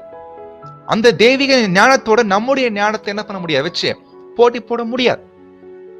சொல்ல எந்த காம்ப்ரமைஸ் வேணாம் இல்லைங்களா. ஆனா இப்போ ட்ரூத்துக்குள்ள கல்யாணம் பண்றீங்க அப்படின்னா அங்க கூட கவனிக்கணும். ஏன்னா அங்கேயும் என்ன வர வாய்ப்பு இருக்கு தெரியுங்களா, அன்ஈக்குவலி யோக் வர வாய்ப்பு இருக்குது. அதுதான் இங்க பேசுறாரு 501. பாருங்க, படிக்கிறேன் பாருங்க. If both are new creature, 2 பேரும் புது சிருஷ்டி தான், the mating be proper one, இருவருடைய இணைப்பு கரெக்டா இருக்கணும். ஏன்னா there should be no difficulty on either side in deciding as to the proper arrangement and regulation of home. 2 சைடுமே, கணவன் மனைவி விஷயத்துல 2 பக்கமுமே எந்த ஒரு கடினம் வரக்கூடாது முடிவெடுக்கிறதுல. வீட்டுடைய ஒழுங்குமுறையா இருக்கட்டும், வீட்டுடைய அரேஞ்ச்மெண்டா இருக்கட்டும், அந்த விஷயங்களை முடிவெடுப்பதில் எந்த ஒரு டிஃபிகல்ட்டி கணவன் மனைவிக்கு வரக்கூடாது. அப்போ இருவரும் இணையக்கூடிய விஷயத்துல ப்ராப்பரா இருக்கணும் சொல்றாரு. என்ன சொல்ல வர்றாரு தெரியுங்களா, சொல்றாரு பாருங்க. nevertheless, ஆனாலும் கூட compatibility of natural disposition and taste should also be carefully considered. உடன்படிக்கை பண்ணியிருந்தா போதுங்களா, பேப்டிசம் எடுத்திருந்தா போதுங்களா, அதான் சொல்றாரு. இல்ல, அது மட்டும் இல்லைங்களாமா. இன்னைக்கு நிறைய எக்லீசியாவுடைய எல்டர்ஸ் அதுதான் கவனிக்கிறாங்க. போதும், நல்லா சிஸ்டர் ஸ்பிரிச்சுவலா இருக்கிறாங்களா, பிரதர் ஸ்பிரிச்சுவலா இருக்கிறாரா, போதும். நோ, 2 பேரும் கான்செக்ரேட்டடா, நோ, அது பத்தாது. அப்ப என்ன சொல்ல வர்றாரு, கம்பேட்டிபிலிட்டி ஆஃப், ஒரு கம்பேட்டிபிலிட்டி பார்க்கணும். சகோதரன் மற்றும் சகோதரியுடைய இருவருடைய இயற்கையான சுபாவங்கள், இயற்கையான taste should be also carefully considered. 2 பேரும் கவனிக்கணும். சிஸ்டர் எனக்கு இது பிடிக்கும், எனக்கு இது பிடிக்காது. அதே போல சகோதரி எனக்கு இது பிடிக்கும், எனக்கு பிடிக்காது. பிரதர் எனக்கு இது பிடிக்கும், பிடிக்காது. கிளியரா கன்சிடர் பண்ணணும். கல்யாணத்துக்கு அப்புறம் போயிட்டு அது ரொம்ப கஷ்டமாயிரன்மானவர்கள், கடைசியில டைவர்ஸ் தான் போய் முடியும். நிறைய உதாரணங்கள் சொல்லலாம் வேதமானவர்களுக்குள் நடந்த திருமணங்களை வச்சு. ஆனா அப்படி சொன்னா அது ரொம்ப மனசு கஷ்டமாயிரும். ஆனா தயவு செய்து நீங்க அதை கண்டுபிடிக்கணும். வேதமானவர்களுக்குள்ள இந்த மாதிரி விஷயங்கள்லாம் நடந்திருக்கு கடந்த நாட்கள். அப்படி யார் வாழ்க்கையில் நடந்திருக்குது அது கண்டுபிடிச்சு அது வரக்கூடிய நாட்கள்ல இந்த மாதிரி விஷயங்கள் நடக்காம இருக்கிறதுக்கு சபையார் விழிப்புள்ளவங்களா இருக்க வேண்டியது அவசியமா இருக்கு. நான் பாயிண்ட் பேச இருப்பாங்க வால்யூம்ல இருக்கிற பாயிண்ட் தான், புது பாயிண்ட் எல்லாம் கிடையாது, எல்லா வால்யூம்ஸ்ல இருக்கு. 2 பேரும் புது சிருஷ்டி தான், அது மட்டும் பார்க்காதீங்கன்ற. எதை சில நியாயமா இருக்கக்கூடிய சில natural taste disposition should also be carefully consider. இயற்கையா இருக்கக்கூடிய சுபாவங்கள், இயற்கையா இருக்கக்கூடிய சில டேஸ்ட் அதையும் பார்க்க வேண்டி இருக்குது. அந்நிய நோக்கத்தோட பண்ணிட்டோம்னா அது ரொம்ப கஷ்டமாயிரும். சில வயசு அதிகமாயிட்டு இருக்குது, யாராவது பண்ணிக்கணும்னு சொல்லி பண்ணிக்கிறான், ஆனா அது கூட வேணாம், ரொம்ப கஷ்டமாயிரும். சோ ரொம்ப திருமண விஷயத்துல ரொம்ப சீரியஸா பார்க்க வேண்டியிருக்கு அன்பானவர்களே. அப்ப சொல்றாரு பாருங்க, இந்த கேஸ் ஆஃப் 2 நியூ கிரியேச்சர், 2 பேருமே புது சிருஷ்டி. பாருங்க சொல்றாரு, நாட் வெல் மேட்டட். 2 பேரும் புது சிருஷ்டி தான், அர்ப்பணிக்கம் பண்ணவும் தான். ஆனா 2 பேருடைய இணைப்பு ஒரு அந்நீனகமா ஆயிடுச்சு. Not well matted. 2 பேருடைய திருமண பந்தம், அந்த இணைப்பு அது ஈக்குவலா வரல, அன்ஈக்குவல் ஆயிடுச்சு. Not well matted. அப்ப என்ன பண்ணுமாமா சொல்றாரு, ஒருவேளை அப்படி ஆயிடுச்சு அப்படின்னா, அன்பானவர்களே இது வந்து ஆணவங்களை பத்தி பேசுறாரு. ஆகிறதுக்கு முன்னாடியே செக் பண்ணணும்னு பார்த்தாச்சு. ஆணவங்களுக்கு என்ன பண்ணலாம் அதுவும் சில ஆலோசனை கொடுக்கிறார். என்ன சொல்றாரு பாருங்க, ஒருவேளை புது சிருஷ்டியுடைய திருமண பந்தத்துல 2 பேருமே புது சிருஷ்டியா இருந்தாலும், ஆனா கல்யாணத்துக்கு அப்புறம் தான் தெரியுது இல்ல 2 பேருக்குள்ள என்ன கிடையாதுங்க, ஒரு நல்ல ஒரு அன்ஈக்குவல் கிடையாம போயிடுச்சு, அன்ஈக்குவல் ஆயிடுச்சு. Not well matted. அப்ப என்ன சொல்றாருன்னா, where the wife is evidently the superior, அதாவது கணவனை விட மனைவி ரொம்ப சுப்பீரியரா இருக்கிறாங்க. இதுல நாலேஜ்ல, அறிவுல, ஒரு விஷயத்தை புரிஞ்சு செயல்படுறதுல மனைவி அதிகமா இருக்கிறாங்க. ஒரு கணவன் ஒரு காரியத்தை எப்படி புரிஞ்சு செயல்படணுமோ கணவனை காட்டிலும் மனைவியானவள் அதிகமா இருக்கிறாங்க. அந்த என்ன சொல்றதுங்க, அந்த ஒரு சொல்றாரு பாருங்க, அதாவது ஒரு விஷயத்தை எப்படி அணுகிறது, ப்ராப்ளம்ஸ் வந்துச்சுன்னா எப்படி சால்வ் பண்றது, அந்த மாதிரி விஷயங்கள், அந்த நாலேஜ், அந்த ஒரு வளர்ச்சியில கணவனை காட்டிலும் மனைவி சுப்பீரியரா இருக்கிறாங்க. அப்படி இருந்துச்சுன்னா சொல்றாரு, there is a danger of difficulty in adjusting affairs. பாருங்க பிரதர் எல்லாம் நம்ம அருமையா பேசுறாரு, ஏன்னா உலகத்துல இது நடக்குதுங்க பாருங்க. இப்போ உதாரணம் பிராக்டிக்கலா சொல்றேன் பாருங்க. அதாவது இப்போ உலகத்துல பாத்தீங்கன்னா மனைவி 40,000 ரூபாய் சம்பளம் வாங்குறான், கணவன் பாத்தீங்கன்னா வெறும் 10,000 ரூபாய் சம்பளம் வாங்குறான். 2 பேரும் கல்யாணம் பண்ணிக்கிறான். ஆனா இதுல ஒருவேளை மனைவி ஏதோ ஒரு சின்ன சண்டை வந்துச்சுன்னா, இல்ல ஏதோ ஒரு கருத்து வேறுபாடு வந்துச்சுன்னா என்ன வார்த்தை விட்டுருவாங்க தெரியுமா, உங்களை விட நான் அதிகமா சம்பாதிக்கிறேன் அப்படின்னு ஒரு வார்த்தையை விட்டுருவாங்க வைங்க. அப்ப என்ன ஆகும் தெரியுங்க, கணவனுக்கு ஈகோ அதிகமாயிரும். அப்ப என்ன ஆயிரும், பிரச்சனை அதிகமாயிரும். அப்ப அதனால தான் இந்த மாதிரி சின்ன சின்ன விஷயங்கள் கூட ரொம்ப நோட் பண்ண வேண்டி இருக்குது.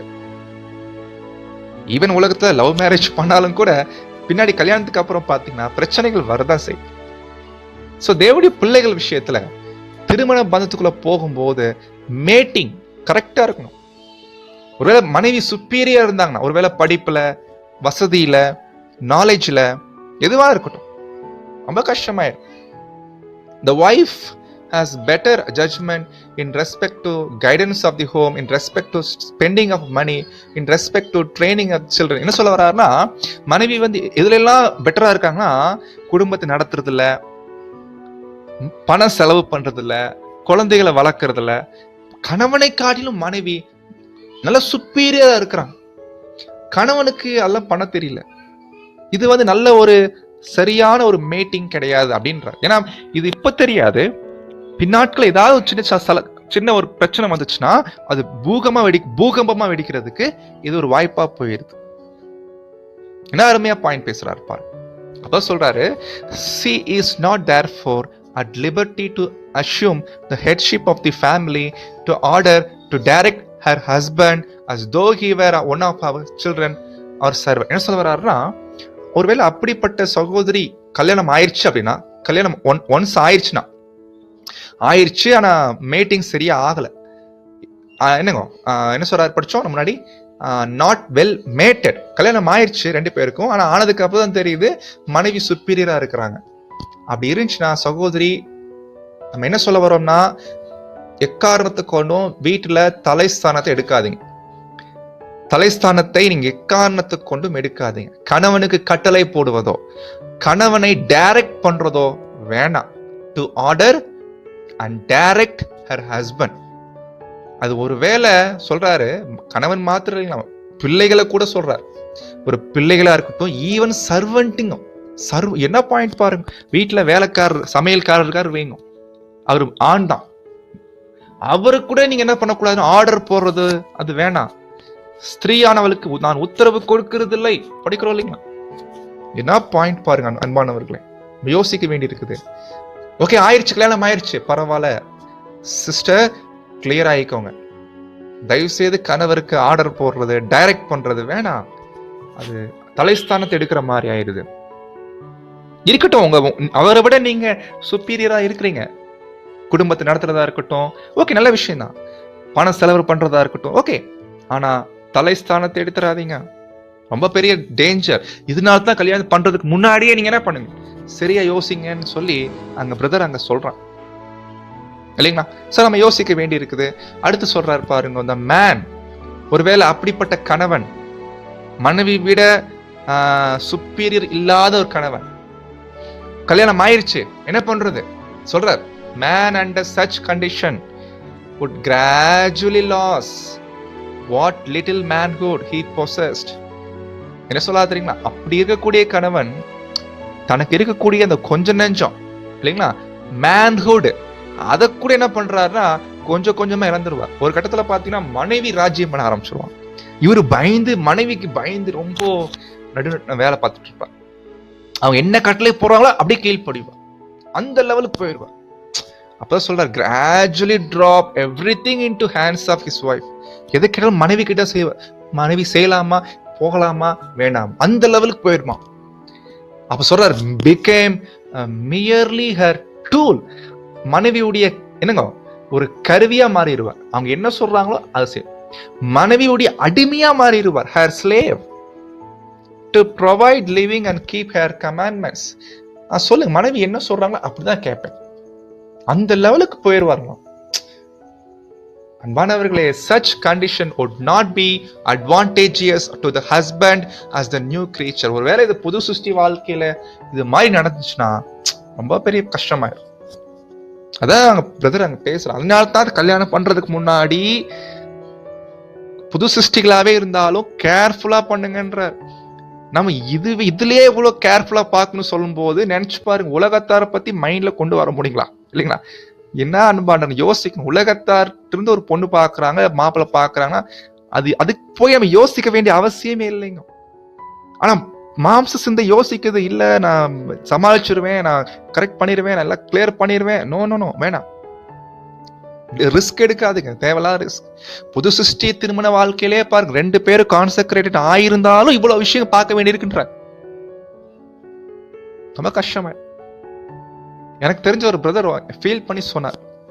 அந்த பிரதர் பார்த்தீங்கன்னா படிப்பு கம்மி தான், ஆனா சிஸ்டர் நிறைய படிச்சோம், நல்லா அன்புல இருக்குது, 2 பேர் அன்பு இருக்குது. ஆனா ஒரு சமயத்துல சண்டை வர டைம்ல சிஸ்டர் ஒரு வார்த்தையை விட்டான்.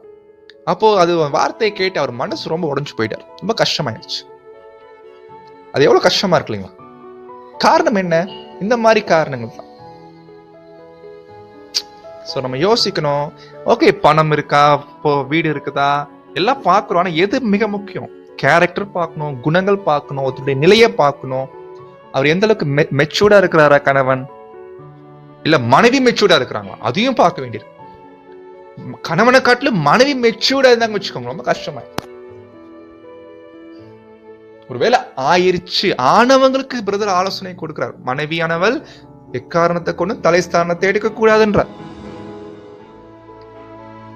அன்பானவர்களே, இது நம்ம யோசிக்க வேண்டி இருக்குது. ஓகே, அதுக்கப்புறம் சொல்றாரு பாருங்க, the proper course to take in such cases, mismatching between new creatures. அதாவது இப்படி ஆயிருச்சுன்னா, கல்யாணம் ஆயிருச்சு, சரி ஆயிருச்சு, அதாவது இனிமேல் தான் ஆக போறவங்களை பத்தி பேசலைங்க, ஆல்ரெடி ஆனவங்களுக்கு புது விஷயம் தெரியாம பண்ணிட்டாங்க. பண்ணதுக்கு அப்புறம் இப்ப பிரதர் ஆலோசனை கொடுக்கிறார். இப்ப நான் என்ன பண்ணணும்னா, ஃபர்ஸ்ட் சொல்றாரு கணவன் சொல்றார். இப்ப கணவன் தனக்கு சொல்லிக்கணும் என்னன்னா, ஓகே, நான் வந்து இப்போ I have taken a wife contrary to the divine arrangement. இப்போ நான் கல்யாணம் பண்ணிட்டேன், தேவனுடைய பிளான் படி, தேவனுடைய ஏற்பாட்டுக்கு இசைவா இல்லாமல் நான் ஒரு சகோதரியை கல்யாணம் பண்ணிட்டேன். இப்போ நான் என்ன பண்ணணும்? I have thus run a great risk of domestic infelicity. வேற வழியில கொஞ்சம் கஷ்டமா தான் இருக்கும், பெரிய ரிஸ்க் எடுத்தாகணும், அப்பதான் நான் இந்த குடும்பத்தை நடத்த முடியும். வேற வழி, ரொம்ப ரிஸ்க் எடுக்கும். அப்படின்னா என்னன்னா அப்படி போயிட்டு மனைவியை போயிட்டு கோவமாயிட்டு அடிக்கிறது அந்த மாதிரி பேசலைங்க. சொல்ற I have run a great risk of domestic infelicity. My only course, நான் என்ன செய்யணும் சொல்றாரு பாருங்க. போயிட்டு மனைவியை போய் அடிக்கணும், கோவப்படணும் அப்படிலாம் இல்லைங்க, இல்லைங்களா? என்ன சொல்றாரு? மை ஒன்லி கோர்ஸ், நான் என்ன செய்யணும்னா நவ் இப்போ is to strive to best of my ability to reach up to my highest ideal of true husband. என்னன்னா, எவ்வளவு முடியுமோ நான் முயற்சி நல்லா பண்ணும், என் மனைவிக்கு நான் நல்ல ஒரு தலைஸ்தானத்தை வருவதற்கு என்னால் எவ்வளவு முயற்சி எடுக்கணும், எவ்வளவு முடியுமோ, best of my ability to reach up to my highest ideal of true husband. இப்ப என் மனைவிக்கு நல்ல ஒரு கணவனா, ஏற்ற கணவனா இருக்கக்கூடிய அந்த லெவலுக்கு நான் என்ன அது வருவதற்கு நான் நிறைய முயற்சி நான் எடுக்கணும். To pattern as much possible after Lord's example. So கர்த்தருடைய ஒரு மாதிரி மாறி நான் அந்த ஒரு கணவன் என்ற நிலைமைக்கு நான் என்னை வர வைக்கிறதுக்கு நான் முயற்சி அல்லது என்னங்க ஒரு கடுமையான ஒரு முயற்சி எடுக்க வேண்டியது அவசியமா இருக்கு. இதைத்தான் வேற ஒண்ணும் இதுக்கு வந்து அடிக்கணும் மிரட்டணும் அந்த அர்த்தத்துல பேசலைங்க.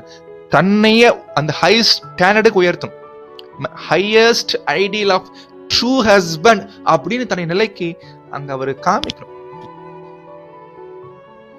இது தியானிங்க அன்பானவர்களே, அப்பதான் ரொம்ப அது நிறைய விஷயம் நமக்கு புரியும். அடுத்து சொல்றாரு, I will need to be all more careful of every my word and act. அப்ப என்ன பண்ணணும்? என்னுடைய ஒவ்வொரு வார்த்தைகளையும் என்னுடைய ஒவ்வொரு செய்கைகளையும் நான் ரொம்ப கவனிக்கணும். என் மனைவி கிட்ட நான் பேசும்போதும் என் மனைவி முன்னாடி என்னுடைய நடக்கைகளும் ரொம்ப கவனிக்க வேண்டியதா இருக்குது. More careful of my word and act. சொல்றாரு, to seek all more earnestly the wisdom which come from above. அப்ப அந்த நேரத்துல நான் தெய்வீக ஞானத்துக்காக நான் எதிர்பார்க்கணும், எப்படி நடக்கணும், எப்படி பேசணும், இல்லைங்களா? ஒரு கணவனுக்குரிய பேச்சு, ஒரு என்னங்க ஒரு அந்த நடக்கை, அது தெய்வீக பரத்திலிருந்து வரக்கூடிய ஞானத்துல வாங்குறதுக்கு நான் தேடணும். I may more nearly accomplish the duties of the head of the household. நான் என்ன பண்ணணும்னா இந்த குடும்பத்துல ஒரு தலை உடைய ஸ்தானத்தில் இருக்கக்கூடிய நான் அதனுடைய கடமைகளை நான் சரியா கண்டுபிடிச்சு அதை கரெக்டா நிறைவேற்றணும். அப்பதான் சொல்றாரு, for which I realise I am not naturally qualified. எதுல வந்து நான் தகுதி இல்லாம இருக்கிறேனோ அதுல நான் அந்த கடமைகள்ல நான் கரெக்டா நிறைவேற்றுவதில் நான் கவனம் கொடுக்க வேண்டி இருக்குது. அதுக்கு நான் தேவனுடைய ஞானத்தை நான் தேட வேண்டி இருக்குது அப்படின்னு அவரு பிரதர் ரசல் அருமையான ஒரு ஆலோசனைய அங்க கொடுக்குறாங்க அன்பானவர்கள். சோ இது வந்து இப்படிப்பட்ட நிலைமையை நம்ம தயவுசெய்து வந்து இனிமேல் கல்யாணம் ஆக போறவங்களுக்காக இந்த பாயிண்ட்ஸ் பேசலைங்க. இதுல கல்யாணம் ஆயிருச்சு ஆனவங்களுக்கு பத்தி பேசிட்டு இருக்காரு நிறைய பேரு. ஓகே பிரதர் இப்பெல்லாம் பாயிண்ட் கொடுத்துருக்காரா, சரி இப்ப கல்யாணம் பண்ணிக்கலாம், அதுக்கப்புறம் பின்னாடி பாத்துக்கலாம் அப்படின்ற ஒரு பிளானிங் கூட யோசிக்கும், மைண்ட் யோசிக்கும், மாம்ச சிந்தை யோசிக்கும், இல்லைங்களா? அதான் இந்த லெட்டர்ல படிச்சோம், மாம்ச சிந்தையில பார்க்க கூடாது, ஆவியில தான் பார்க்கணும். சோ இதான் அங்க பேசுற. இப்ப மனைவிக்கு சொல்றாரு பாருங்க, ஒருவேளை மனைவி இந்த நிலையில தங்களை உணர்ந்தாங்க, ஆமா நான் என் கணவனை விட நான் சுப்பீரியரா இருக்கிறேன் அப்படின்னு உணர்ந்தாங்கன்னா சொல்றாரு, மனைவி தனக்கு தானே சொல்லிக்கணும், I have neglected the Lord's divine regulation. நான் வந்து தேவனுடைய ஏற்பாட்டை நான் தள்ளிட்டேன், ஒதுக்கிட்டேன், நான் கல்யாணம் பண்ணிட்டேன். I am mismated in that I cannot reverence my husband. நான் என்னுடைய கணவனுக்கு நான் ஒரு மரியாதை செலுத்த முடியாத அளவுக்கு எங்களுடைய இணைப்பு ஆயிருச்சு. ஏன்னா அவர் என்னையோட சுப்பீரியர், என்னையோட தாழ்வா தான் இருக்கிறாரு. திங்கிங்கா இருக்கட்டும், பேச்சா இருக்கட்டும், நடக்கையா இருக்கட்டும், ஒரு மெச்சூர்டா இல்ல. இப்படி இருக்கும்போது என் கணவனுக்கு நான் எப்படி நான் பயபக்தியா இருப்பேன்? ஏன் பயபக்தி வர மாட்டேதே? I cannot reverence my husband. ஆனாலும் கூட நான் இப்ப கல்யாணம் ஆயிருச்சு, but instinctively realize that I am his superior in natural. Okay, நான் மாம்சத்தின் படி நான் அவரை விட சுப்பீரியரா தான் இருக்கிறேன். அப்ப நான் என்ன பண்ணணும் தெரியுங்களா? நான் கண்டிப்பா செய்யணும். Make the best of the matter. இப்ப என்ன பண்ண வேண்டியதுன்னா, இப்ப நான் இது எந்த அளவுக்கு நான் கரெக்டா செய்யணுமா செய்யணும். அப்ப சொல்றாங்க, சிஸ்டர் தனக்கு சொல்லிக்கணும், I must do my part faithfully. நான் ஒரு மனைவியா என்னுடைய கடமையா கரெக்டா உண்மையா செய்யணும் இல்லைங்களா? In proportion as I find my husband deficient. தெரியும் என் கணவன் என்னை விட குறைவானவர் தான், ஆனா என்னுடைய கடமைகள் நான் உண்மையா செய்யணும். அப்ப சொல்றாங்க, I will seek to use tact and pray for wisdom from high to know how to help him. அப்ப நான் என்ன பண்ணணும்னா, என் கணவன் என்னையோட தாழ்வா இருந்தாலும் இப்ப நான் என்ன பண்ண வேண்டியதுன்னா, தேவன் கிட்ட நான் பிரேயர்ல வச்சு வேண்டிய ஞானத்தை வாங்கிக்கணும். எப்படி நான் என் கணவனுக்கு நான் கீழ்பட்டு நடக்கணும், இந்த மாதிரி நிலையில கூட எப்படி நான் என் கணவனுக்கு மரியாதை பயபக்தி காமிக்கணும் அப்படின்ற அந்த ஞானத்துக்காக நான் ஜெபிக்கணும். என் கணவனை நான் உயர்த்தணும். பிசிக்கலா பார்த்தா இல்ல, ஆனா என் மனதளவில் என் கணவனை நான் உயர்த்தணும். To lift him up, to make him of him noble man. அவருக்கு நல்ல ஒரு கணம் பொறிந்தன மனிதனாக அவரை நான் உருவாக்கணும் இல்லைங்களா? அவருக்கு ஒரு கணம் இருக்குது, அவருக்கு அந்த கணத்தை நான் எப்பவுமே கொடுக்கணும். To make him a noble man and to enlarge his capacity as much as possible. என்னால எவ்வளவு முடியுமோ என் கணவனுடைய அந்த என்ன சொல்றதுங்க, அந்த கெப்பாசிட்டி, அவருடைய கெப்பாசிட்டியை பெருசுபடுத்தும். அவருக்கு சிறுசதான் இருக்குது, ஆனா என்ன பண்ண, அவருக்கு எந்த அளவுக்கு உதவி செஞ்சு அவரு நான் நல்ல ஒரு மனைவியா கீழ்படிஞ்சு அவர் கீழே இருந்து அவரை நான் தூக்கி அப்படி அந்த மாதிரி பேசுற இல்லைங்களா? அப்ப சொல்றாரு, I may increase my love and reverence for him. நான் என்ன பண்ணணும்னா, என் கணவன் மேல அதிக அன்பு காமிக்கணும், மிக முக்கியமா பயபக்தி காமிக்கணும், இதெல்லாம் சொல்ற. Nothing short of this my duty under marriage covenant. அப்ப சொல்றாரு, இந்த ஒரு விஷயங்கள் எக்காரணத்தை கொண்டும் நாங்க திருமணம் பண்ணியாச்சு, இப்ப இந்த உடன்படிக்கைக்கு உண்மையா இருக்கணும், ஆனா இந்த உடன்படிக்கையை கெடுக்கிற மாதிரி எந்த ஒரு விஷயங்களும் நம்ம அனுமதிக்க கூடாது. சோ இதுதான் நம்ம என்ன பண்றோம்னா கண்டுபிடிக்கும். அப்போ சொல்ற, it shall be faithfully done as unto the Lord. ஏன்னா அப்பதான் நம்ம கர்த்தர்கிட்ட உண்மையா இருப்பதற்கு அது உதவியா இருக்கும். அப்போ சொல்லிட்டு சொல்றாங்க, ஐ must do my part faithfully. Okay, அந்த பாயிண்ட் தான் இங்கே நம்ம டபுள் சைடா போட்டாச்சு. ஸோ இது அன்பானவர்களே அங்க சொல்லி அங்க முடிக்கிறார். அப்போ இதெல்லாம் சொல்லி முடிச்சதுக்கு அப்புறம் பிரதர் ரசல் ரொம்ப கிளியரா பேசுறாங்க. எனவே அன்பானவர்களே, திருமணம் பண்ணிக்கிறதுக்கு முன்னாடி ரொம்ப யோசிக்க வேண்டி இருக்குது. என்கேஜ்மெண்ட் பண்ணதுக்கு அப்புறமும் வாய்ப்பு கொடுக்கணும் எல்லாருக்கும். ஸோ இது நீங்க வீட்டில் போய் திங்க் பண்ணுங்க. கடைசியா ஒரு மூத்த சகோதரர், அவர் பேர் எனக்கு நம்ம அது மறந்துட்டோம் பேரு. அவர் பார்த்தீங்கன்னா திருமணம் இணைய போகக்கூடிய சகோதரன் சகோதரிகளுக்கு சில ஆலோசனை கொடுத்திருக்கிறாங்க. அது இந்த நேரத்தில் உங்கள் மத்தியில் பகிர்ந்து கொள்வதில் விருப்பப்படுறோம். பாருங்க என்ன சொல்றாருன்னா, கல்யாணம் பண்றதுக்கு முன்னாடி, before entering into the marriage contract, the Christian couple must examine and answer several questions will greatly affect their walk together as a husband and wife. அதாவது கல்யாணம் பண்றதுக்கு முன்னாடி நிச்சயம் ஆயிடுச்சுன்னா இருவரும் தங்களுக்குள்ள சில கேள்விகள் கேட்கணுங்களாம். அந்த கேள்விகள் கேட்டுட்டாங்கன்னா அது ஃபியூச்சர் லைஃப் பத்தி. ஒருவேளை கல்யாணம் ஆயிடுச்சுன்னா இந்த கேள்விகளுக்கு இப்பவே பதில் நம்ம சொல்லிடலாம். அப்பதான் நம்ம கல்யாணத்துக்கு அப்புறம் கூட எந்த ஒரு சலசலப்பு இல்லாமல், கசப்பில்லாமல், மகிழ்ச்சியாக, சமாதானமாக குடும்பத்தை நடத்தலாம், உடன்படிக்கையை நிறைவேற்றலாம். அப்ப இந்த கேள்விகள் என்னவென்று சில கேள்வி கேட்கிறார் பாருங்க. சொல்றாரு, நிச்சயமானதுக்கு அப்புறம் இந்த கேள்விகள் சகோதரி சகோதரன் பேசிக்கலாம், தப்பு இல்லை. அதாவது சொல்றாங்க, அதாவது சிஸ்டர் பிரதர், நம்ம கல்யாணத்துக்கு அப்புறம் எங்க வாழலாம், where will we live after marrying, கல்யாணத்துக்கு அப்புறம் நம்ம எங்க குடியிருக்கலாம். இப்ப நம்ம நாட்டுல ரொம்ப கேட்க வேண்டிய கேள்வி இல்லைங்களா? சில பேர் தனி குடித்தன விரும்புவாங்க, சில பேர் பேரண்ட்ஸ் கூட இருக்க விரும்புவாங்க. ஆனா இதெல்லாம் முன்னாடியே கேட்டுக்கணும். கல்யாணத்துக்கு அப்புறம் போயிட்டு இது ஒரு பிரச்சனை ஆயிடும், இது ஒரு பெரிய பிரச்சனை ஆகிக்கிட்டு குடும்பத்துக்குள்ள சண்டை வந்துட்டு இருக்கும். ஸோ இதை முன்னாடி கேட்டு கிளியர் ஆயிக்கலாம். அப்போ சொல்றாரு, நம்ம 2 பேர் வேலை செய்யலாமா, வில் வி போத் ஒர்க், இது கூட கிளியர் ஆயிடும். ஏன்னா கல்யாணத்துக்கு அப்புறம் நீங்க வேலைக்கு போறது இல்லை, சரி இது இல்லை, ஒழுங்கா வேலைக்கு போகாம நீ வீட்லயும் வேலை செய்யறது இல்லை, என்ன நீங்க பண்ணிட்டு இருக்கிறீங்க, அப்படி சண்டை வரும். அப்ப முன்னாடியே ஒரு பிளான் போட்டு வச்சுக்கணும். கல்யாணம் ஆயிடுச்சுன்னா நம்ம 2 பேர் வேலைக்கு போலாமா இல்ல ஒருத்தர் போலாமா. அப்புறம் சொல்றாரு, என்ன சொல்றாருன்னா, do we want to have children, குழந்தைகள் பெற்றெடுத்துக்கலாமா? அப்படி குழந்தைகள் பெற்றெடுக்கலாம்னா எத்தனை குழந்தைகள் பெற்றெடுக்கலாம்? எல்லாம் ஒருவேளை அந்த கேள்வி கூட தப்பா நீங்க எடுத்துக்காதீங்க. ஒருவேளை இந்த கேள்வி நான் கேட்டு தப்பா எடுத்துக்காதீங்க. சொல்ற do we want to have children? How many do we want to? And how soon do we want to them? அதாவது என்னன்னா, குழந்தைகள் பெற்றெடுக்கலாமானா ஓகே, வேண்டாம்னாலும் கூட சொல்லிடலாம், கிளியரா எடுத்துடலாம் முடிவு. ஏன்னா அது கல்யாணத்துக்கு அப்புறம் இது ஒரு பிரச்சனை ஆகிட்டு இருக்கும்.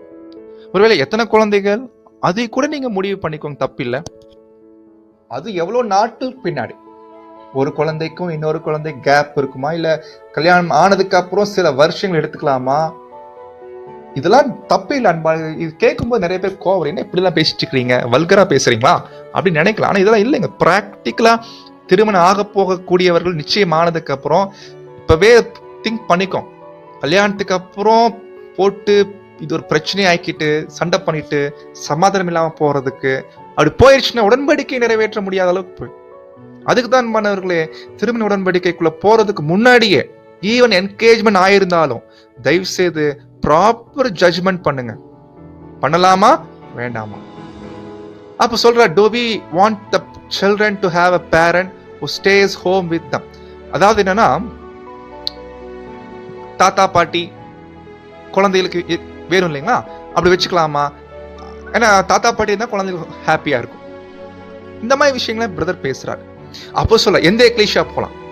ஒருவேளை இப்போ சிஸ்டர் வந்து வேற ஊர் இருக்காங்கன்னா அந்த எக்லீஷியா, நம்ம இங்க இருக்கிறோம்னா இந்த எக்லீஷியா, ஒருவேளை நம்ம அங்க வந்துடலாமா இங்க போலாமா. ஸோ அது எல்லாமே இந்த மாதிரி ஆலோசனைகள் ஒரு மூத்த சகோதரர் கொடுத்துருக்கிறார். இந்த பாயிண்ட்ஸ் எல்லாமே சகோதரன் சகோதரிக்கு உதவும் என்பதற்காக தான் இந்த பாயிண்ட்ஸ் நான் டிஸ்பிளே பண்றோம், மற்றபடி ஒண்ணும் இல்லை. ஒருவேளை கல்யாணத்துக்குள்ள போறவங்களுக்கு இந்த பாயிண்ட்ஸ் எல்லாம் உதவியா இருக்கு. அன்பானவர்களே, அடுத்து பாருங்க, what role will our in laws play in our marriage. So இது நிறைய கேள்வி கேட்கிறாரு. அதுக்கப்புறம் how will we make financial, ரொம்ப இம்பார்ட்டன்ட் கேள்வி. குடும்ப செலவுகள் வருமானங்களை எப்படி நம்ம பண்ணிக்கலாம், யார் இந்த பொறுப்பு எடுத்துக்கலாம், வீட்டு செலவுகள் வரவு செலவு பார்க்கறதுல யார் பண்ணிக்கலாம் இல்லைங்க. ஏன்னா இப்ப பாருங்க, கணவன் மனைவி 2 பேர் வேலைக்கு போனாங்கன்னா 2 பேர் ஏடிஎம் வச்சிருப்பாங்க, கார்டு முன்னாடி சம்பாதிப்பாங்க. அப்ப இந்த ஏடிஎம் கார்டு யார் மெயின்டைன் பண்ணலாம், பினான்சியல் மெயின்டெனன்ஸ் யார் பண்ணலாம், முன்னாடியே பேசி வச்சுக்க ரொம்ப நல்லது. கல்யாணத்துக்கு அப்புறம் இது ஒரு சண்டை ஆகிக்கிட்டு ஈகோ வரும். மெயினா பிரச்சனை ஈகோ. செகண்ட் பார்ட்ல படிக்க போறோம். திருமணம் பந்தத்துக்குள்ள இணைஞ்சதுக்கு அப்புறம், ஆஃப்டர் மேரேஜ்க்கு அப்புறம் இந்த ஈகோ என்ற ஒரு விஷயம் தான் ரொம்ப பெரிய பிரச்சனை. அதெல்லாம் நம்ம அடுத்த கிளாஸ்ல பார்க்க போறோம். அப்புறம் சொல்ற பே த பில், யார் பே பில் பண்றது, how do we feel about credit, கடன் வாங்கலாமா வேண்டாமா, எல்லாம் முன்னாடி கிளியரா பேசிக்கோங்க. கல்யாணத்துக்கு அப்புறம் சகோதரிக்கோ சகோதரனுக்கோ கடன் வாங்குறதே பிடிக்காது. ஒருவேளை சகோதரிக்கு பிடிக்கலன்னு வச்சுக்கோங்க, கடன் வாட்டுக்கு வாங்கிட்டு இருக்காரு வைங்க, சிஸ்டருக்கு ரொம்ப கோவமாயிட்டு டென்ஷன் ஆயிடுவாங்க.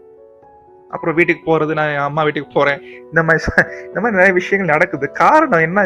இதுதான், என்கேஜ்மெண்ட்க்கு அப்புறம் கிளியரா உட்காந்து பேசி தெளிவாக்கிட்டாங்கன்னா ஆஃப்டர் மேரேஜ் நிறைய ப்ராப்ளம் சால்வ் ஆயிடும்.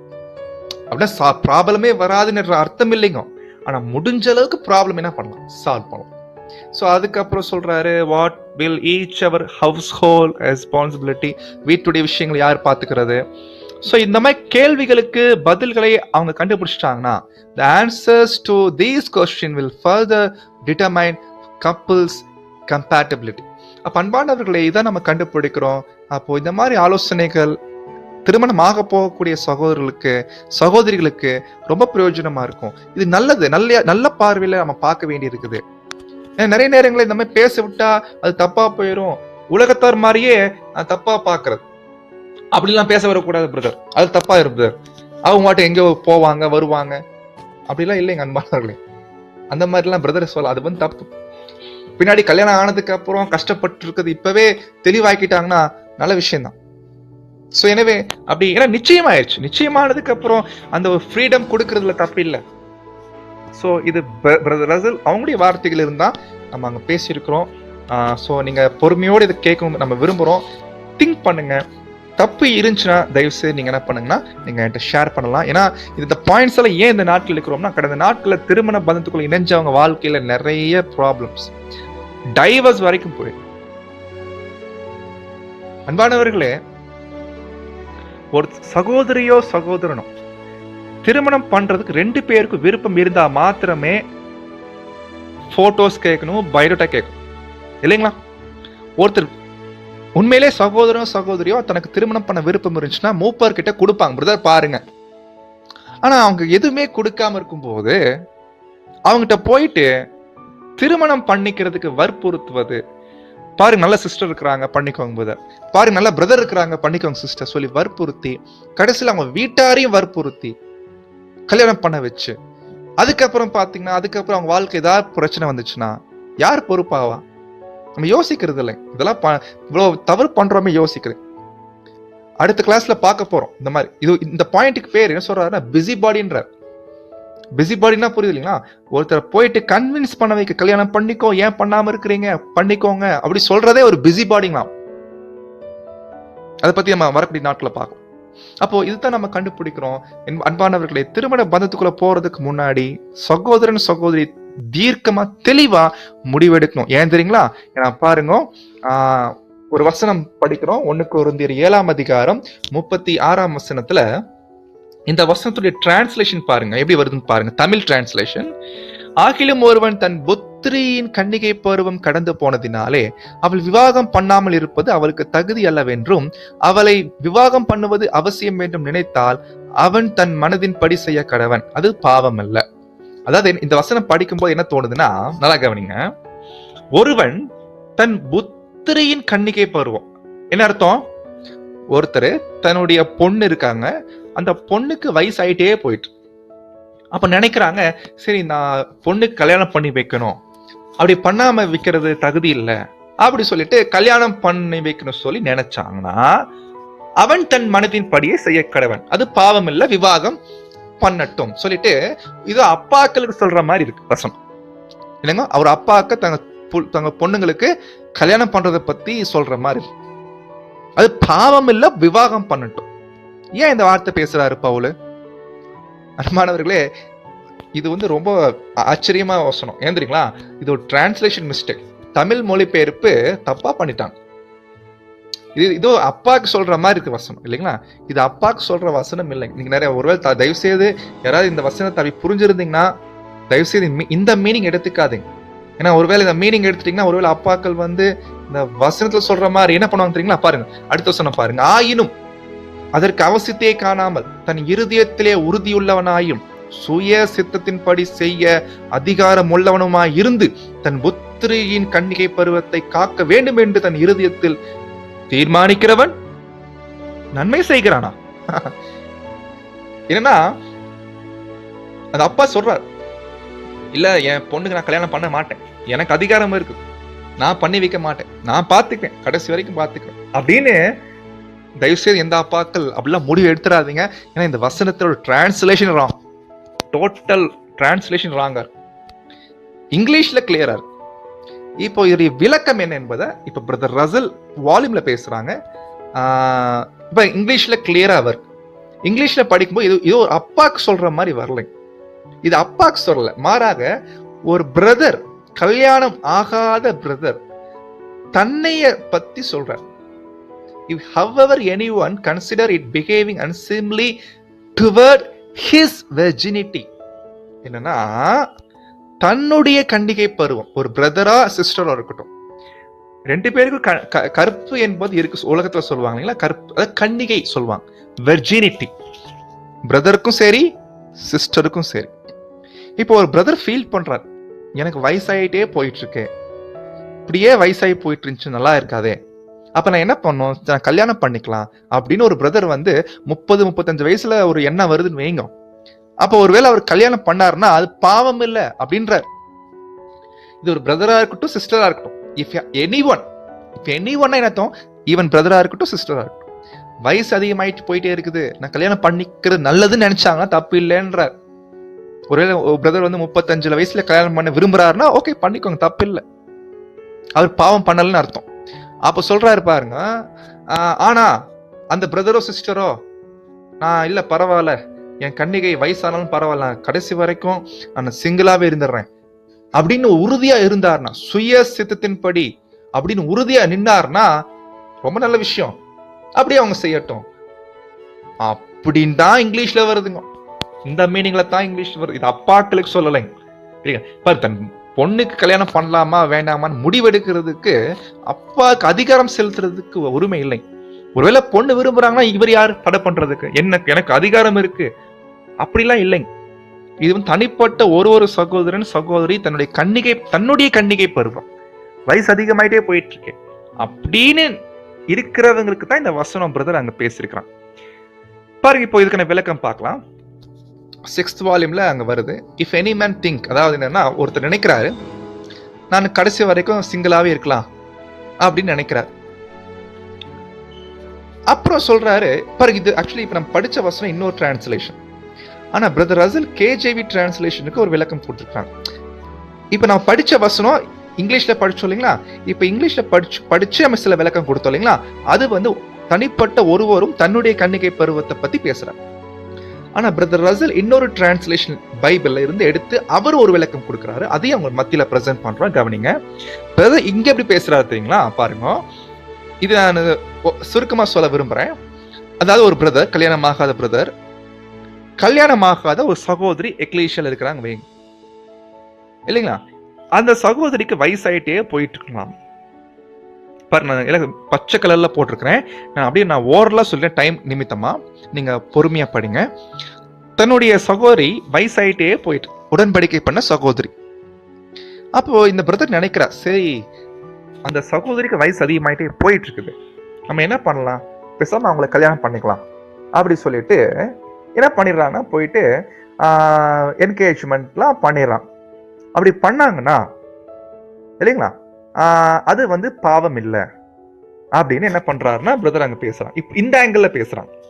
நான் சொல்றது புரியுதுங்களா?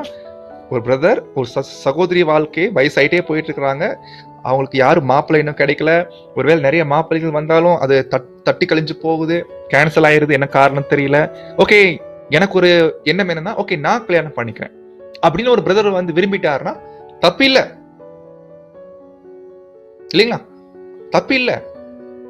அப்படி சொல்லிட்டு என்ன பண்றாருன்னா, அப்ப அந்த சகோதரிக்கு ஒரு பாதுகாப்பு தேவை, ஒரு சப்போர்ட்டர் தேவைப்படுது, எனவே நான் என்ன பண்றேன், கல்யாணம் பண்ணிக்கிறேன் அப்படின்னு ஒரு பிரதர் சொன்னாங்கன்னா நினைச்சு பாருங்க, இன்னைக்கு எல்டர்ஸும் கோவாயிரும். என்ன பிரதர் பண்ணிட்டு இருக்கீங்க, நீங்களா திங்கிங் பண்ணிட்டு இருக்கீங்களா அப்படின்னு எல்டர்ஸும் கோவாயிரும். ஆனா பிரதர் ரசல் அப்படிதான் விளக்கம் கொடுக்குறாரு, அப்படின்னு பண்ணிக்கோங்கன்ற, தப்பு இல்லை, பாவம் இல்லைன்ற. ஆனாலும் சொல்றாங்க பாருங்க, ஆனாலும் அதுக்கு விளக்கம் கொடுக்காரு பாருங்க. தன் இருதயத்தில் உறுதியாய் இருந்து, அதாவது என்னன்னா அந்த பிரதர் அந்த சகோதரிய பார்த்தும், சரி சிஸ்டர் பார்க்க பரிதாபமா தான் இருக்குது, நானும் கல்யாணம் பண்ணு என்ன வந்தாலும் அது வேணாம், நான் என்னுடைய தனிப்பட்ட வாழ்க்கை பார்க்க வேண்டிய கர்த்தருக்கு உடன்படிக்கை பண்ணிருக்கிறேன், ஊழியம் பண்ணிட்டு இருக்கிறேன். நான் அந்த சகோதரியை பார்க்கும்போது எனக்கு ஒரு எண்ணம் வருது, தப்பான எண்ணம் இல்லை அது. ஏன்னா அவங்க பாவம் ரொம்ப வயசாயிட்டு இருக்கு, அதே சமயத்துல யாரும் எந்த வாய்ப்புகள் அமைய மாட்டேது. ஆனா அதே சமயத்துல நான் என்னுடைய உடன்படிக்கை அதையும் பார்க்க வேண்டி இருக்குது. நான் செல்ஃப் கண்ட்ரோலா இருக்கிறேன், நான் கடைசி வரைக்கும் நான் சிங்கிளாவே இருக்கும், வேற வழி இல்லை அப்படின்னு ஒருவேளை அந்த பிரதர் அந்த சகோதரிய பார்த்தும் தனக்குத்தானே முடிவு பண்றார், இல்ல நான் சிங்கிளாவே நான் இருக்கிறேன் அப்படின்னு தனக்குரிய விஷயத்தை குறிச்சு நான் கற்புள்ளவனாக இருக்கிறேன் என்று முடிவெடுத்தார் என்றால் அதுவும் தப்பில்லை. இதைத்தான் பேசியிருக்கிறார் பாருங்க. 2 விளக்கம் பார்த்தோம். ஒன்னு ஒரு டிரான்ஸ்லேஷன், இங்கிலீஷ் டிரான்ஸ்லேஷன் வச்சு பார்த்தோம், இன்னொன்னு பிரதர் ரசலுடைய டிரான்ஸ்லேஷன் வச்சு பார்த்தோம். 2 விளக்கங்களும் பார்த்தோம். ஆக மொத்தத்துல அன்பானவர்களே, இந்த வசனம் வந்து அப்பாக்களுக்கு சொல்லப்பட்ட வசனமே கிடையாது. அப்போ திருமணம் ஆகக்கூடிய பிரதர், ஆக போகிற சகோதரி, அவங்க சிங்கிளாவே இருக்க விரும்புறதுக்கு முழு உரிமை இருக்குது, யாரும் சொல்ல கட்டாயப்படுத்த முடியாது. கல்யாணம் பண்ண விரும்புறாங்களா பண்ணிக்கோ, வேணான்னு விரும்புறாங்களா இருந்துக்கோ. அதே போல சகோதரனை திருமணம் பண்ண ஒருவேளை விருப்பம் இருந்துச்சுன்னா பண்றது தப்பு இல்லை. அப்ப அதுக்கு முறையா மூப்பர்கிட்ட போய் சொல்லுங்க, அவங்க அதுக்கான ஏற்பாடுகள் அவங்க செஞ்சு தருவாங்க. ஒருவேளை சில நேரங்கள் பாருங்க, மூப்பர்கிட்ட சொன்னாலும் கூட கோபமாயிரு, என்ன பிரதர் எக்லீஷியால என்ன பண்ணிட்டு இருக்கீங்க, அவர் டென்ஷன் ஆயிடுறாங்க. ஆனா இதான் முறை, எக்லீஷியாவுடைய எல்டர்ஸ்ட போய் சொல்லணும். ஏன்னா சில நேரங்கள எல்டர்ஸ்ட போய் சொல்லாம டைரக்டா போயிட்டு அந்த சகோதரனோ அல்ல சகோதரிகிட்டயோ போய் சொல்லிடுறது, பிரதர் சிஸ்டர் நான் கல்யாணம் பண்ண விரும்புறேன். ஆனா அப்படி சொன்னோம்னா அப்பதான் எல்டர்ஸுக்கு அது ரொம்ப கஷ்டமாயிருக்கு இல்லைங்களா? அது எக்லீஷியாவுக்கு தெரிய வரும்போது ரொம்ப கசப்பாயிரும். அப்ப என்ன பண்ணிடலாம்னா, ஒருவேளை ஒரு சகோதரனை நான் கல்யாணம் பண்ண விரும்புறேன் அப்படின்னா இந்த வசன பிரதர் கொடுத்த விளக்கத்தின்படி, ஏன்னா அவங்க ரொம்ப டைம் ஆயிட்டு இருக்குது, யாரும் அமைய மாட்டேன்றாங்க, அப்படின்ற ரீதியில நான் சகோதரி நான் திருமணம் பண்ண விரும்புறேன்னா முறையா போயிட்டு எல்டர் கிட்ட போய் சொல்லணும். எல்டர் என்ன பண்ணுவா, அந்த சகோதரி கிட்ட பேசுவா. இப்படி இதான் மெத்தட், இதான் ப்ராப்பர் மெத்தட், ஒழுங்குமுறை இதுதான். நீங்க டைரக்டா போய் சகோதரிட்ட சொன்னீங்கன்னா அதுக்கப்புறம் எக்லீஷியால கெட்ட பேர் தான் வரும். ஸோ இது நம்ம உலகத்தார் மாதிரி பண்ண வேண்டாம், ரொம்ப ஞானமா பண்ணலாம். ஒழுங்குமுறைப்படி பண்ணும்போது அது ஆரோக்கியமாக அங்க இருக்கும் அன்பானவர்களே. ஸோ இது நம்ம கடைசியா சொல்லி முடிக்கிறோம். ஸோ கடைசியா ரீப்ரிண்ட் 5900 சொல்றாரு. ஸோ தென் அதனால மேரேஜ் இஸ் சீரியஸ் மேட்டர் அன்பானவர்களே. மேரேஜ் இஸ் நார்மல் மேட்டர் கிடையாதுங்க, serious matter. And should be undertaken only after serious consideration. திருமணத்துக்குள்ள பண்ணலான்னு முடிவு எடுத்தீங்கன்னா ரொம்ப சீரியஸ் கன்சிடரேஷன் பண்ணணும், ரொம்ப யோசிக்கணும், பல விஷயங்கள் யோசிக்கணும், ஆவியில் புது சிருஷ்டியில புது சிந்தையில யோசிக்கணும். It is very scared obligation. மிக முக்கியமா உடன்படிக்கைங்களாமா திருமண உடன்படிக்கை. ஒன்ஸ் நீங்க உடன்படிக்கைக்குள்ள போயிட்டீங்கன்னா நீங்க அதை உடைக்க முடியாது, நீங்க உடைக்க முடியாது, உடைக்கவும் கூடாது. So contracting parties bind themselves for remind சாகர வரைக்கும் அந்த உடன்படிக்கை உண்மையா இருக்கு. திருமண உடன்படிக்கை விளையாட்டு இல்ல. All marriages would more satisfactory if this thought were fully appreciated followed. இதை கரெக்டா ஃபாலோ பண்ணீங்கன்னா நடக்கிற எல்லா திருமணங்களும் திருமண வாழ்க்கை திருப்தியா இருக்கும், சமாதானமா இருக்கும். இதை கரெக்டா ஃபாலோ பண்ணோம்னா, ஒழுங்கை ஃபாலோ பண்ணோம்னா அன்பானவர்களே, ஸோ நம்ம புரிஞ்சிருப்போம், நம்ம நம்புறோம். ஏதாவது சந்தேகம்னா தயவுசெய்து கேளு. ஸோ இப்போ பார்த்தது முதல் பாகம் before marriage. So after marriage பற்றி நாம வரக்கூடிய நாட்களில் அங்கே பார்க்கலாம். ஸோ ஆஃப்டர் மேரேஜ் பற்றி நிறைய விஷயங்கள் நம்ம பார்க்க வேண்டி இருக்கிறது. பாருங்க, இங்கே கூட ஒரு பாயிண்ட் சொல்றாரு, ரீப்ரிண்ட் 5353ல brother and sister in counselling unmarried, திருமணம் ஆகாதவங்களை பற்றி. இந்த பாயிண்ட் ரொம்ப இம்பார்ட்டன்ட் பாயிண்ட் நண்பா. சில நேரங்களில் சில பிரதர் சிஸ்டர்ஸ் என்ன பண்ணுவாங்கன்னா, கல்யாணம் ஆக போறவங்களை பத்தி என்ன சொல்லுவாங்க தெரியுங்களா? பாருங்க, பிரதர் ரசல் நாட்களே சகோதரிகள் மிஸ்டேக் பண்ணிக்கிறாங்களாம். என்ன பண்ணாங்க தெரியுங்களா? போயிட்டு சில சகோதரி போயிட்டு ஆலோசனை கொடுக்குறாங்க கல்யாணம் ஆகாதவங்களை பார்த்து. என்ன சொல்றாங்க பாரு, பிரதர் சிஸ்டர் அதெல்லாம் கல்யாணம் பண்ணிக்காதீங்க, பண்ணீங்கன்னா ரொம்ப கஷ்டப்படுவீங்க, ரொம்ப பாரமா இருக்கும் அப்படி சொல்லி என்ன பண்றாங்க தெரியுங்களா? அப்படி நீங்க பண்ணீங்கன்னா நீங்க பரலோக அழைப்பை நீங்க இழந்துருவீங்க. அன்பானவர்களே, இதெல்லாம் சொல்லியிருக்கிறாங்களாமா பிரதர் நாட்கள், அதை மென்ஷன் பண்றா ரீப்ரிண்ட்ல. இந்த சிஸ்டர்ஸ் ஏன் இப்படி பண்றாங்க, பிரதர்ஸ் ஏன் இப்படி பண்றாங்க, போயிட்டு இது பிஸி பாடி பண்ணாதீங்கன்ற. ஒருத்தரை போய் கல்யாணம் பண்ணீங்கன்னு சொல்லி வற்புறுத்துறதும், பண்ணாதீங்க சொல்றதும், கவுன்சிலிங் கொடுக்கறது, இதெல்லாம் பண்ணக்கூடாதுன்றார் இல்லைங்களா? இது தப்பு. இந்த பாயிண்ட் தான் சொல்றாரு. குட். பாருங்க என்ன சொல்றாரு, அதாவது என்னன்னா சில இடங்களை பிரதர் சிஸ்டர்ஸ் பண்ணிட்டு இருக்கிறாங்க, அன்மேரிட் ஆலோசனை கொடுத்துட்டு இருக்கிறாங்க, இந்த மாதிரி பண்ணாதீங்க சொல்லி சொல்றாங்க, இது தப்பு அப்படின்ற. So good intention cannot justify one in such course. தயவு செய்து மற்றவங்க விஷயத்துல இது பண்ணாத சொல்லாதீங்க அந்த மாதிரி என்ன பண்றாருன்னா அங்க முடிக்கிறாரு. இதை பத்தி இன்னும் நிறைய பாயிண்ட்ஸ் பேசுறாரு. இது நம்ம செகண்ட் பார்ட்ல நம்ம ரொம்ப விளக்கமாக நம்ம எடுக்கலாம் அன்பானவர்களே. அப்போ இதோட இந்த ஃபர்ஸ்ட் பார்ட் நம்ம முடிக்கிறோம். ஸோ நீங்க இந்த சப்ஜெக்டை மறுபடியும் ஒரு முறை கேளுங்க. மிக முக்கியமா திருமணம் பண்ண போகிற அல்லது திருமணம் இன்னும் ஆகாம இருக்கக்கூடிய சகோதரன் சகோதரிக்கு இந்த பாடங்கள் ரொம்ப பிரயோஜனமா இருக்கும் நம்புறோம். தேவன் தாமே நம்மை காத்து வழிநடத்தி கிருபை செய்வாராக. ஆமென்.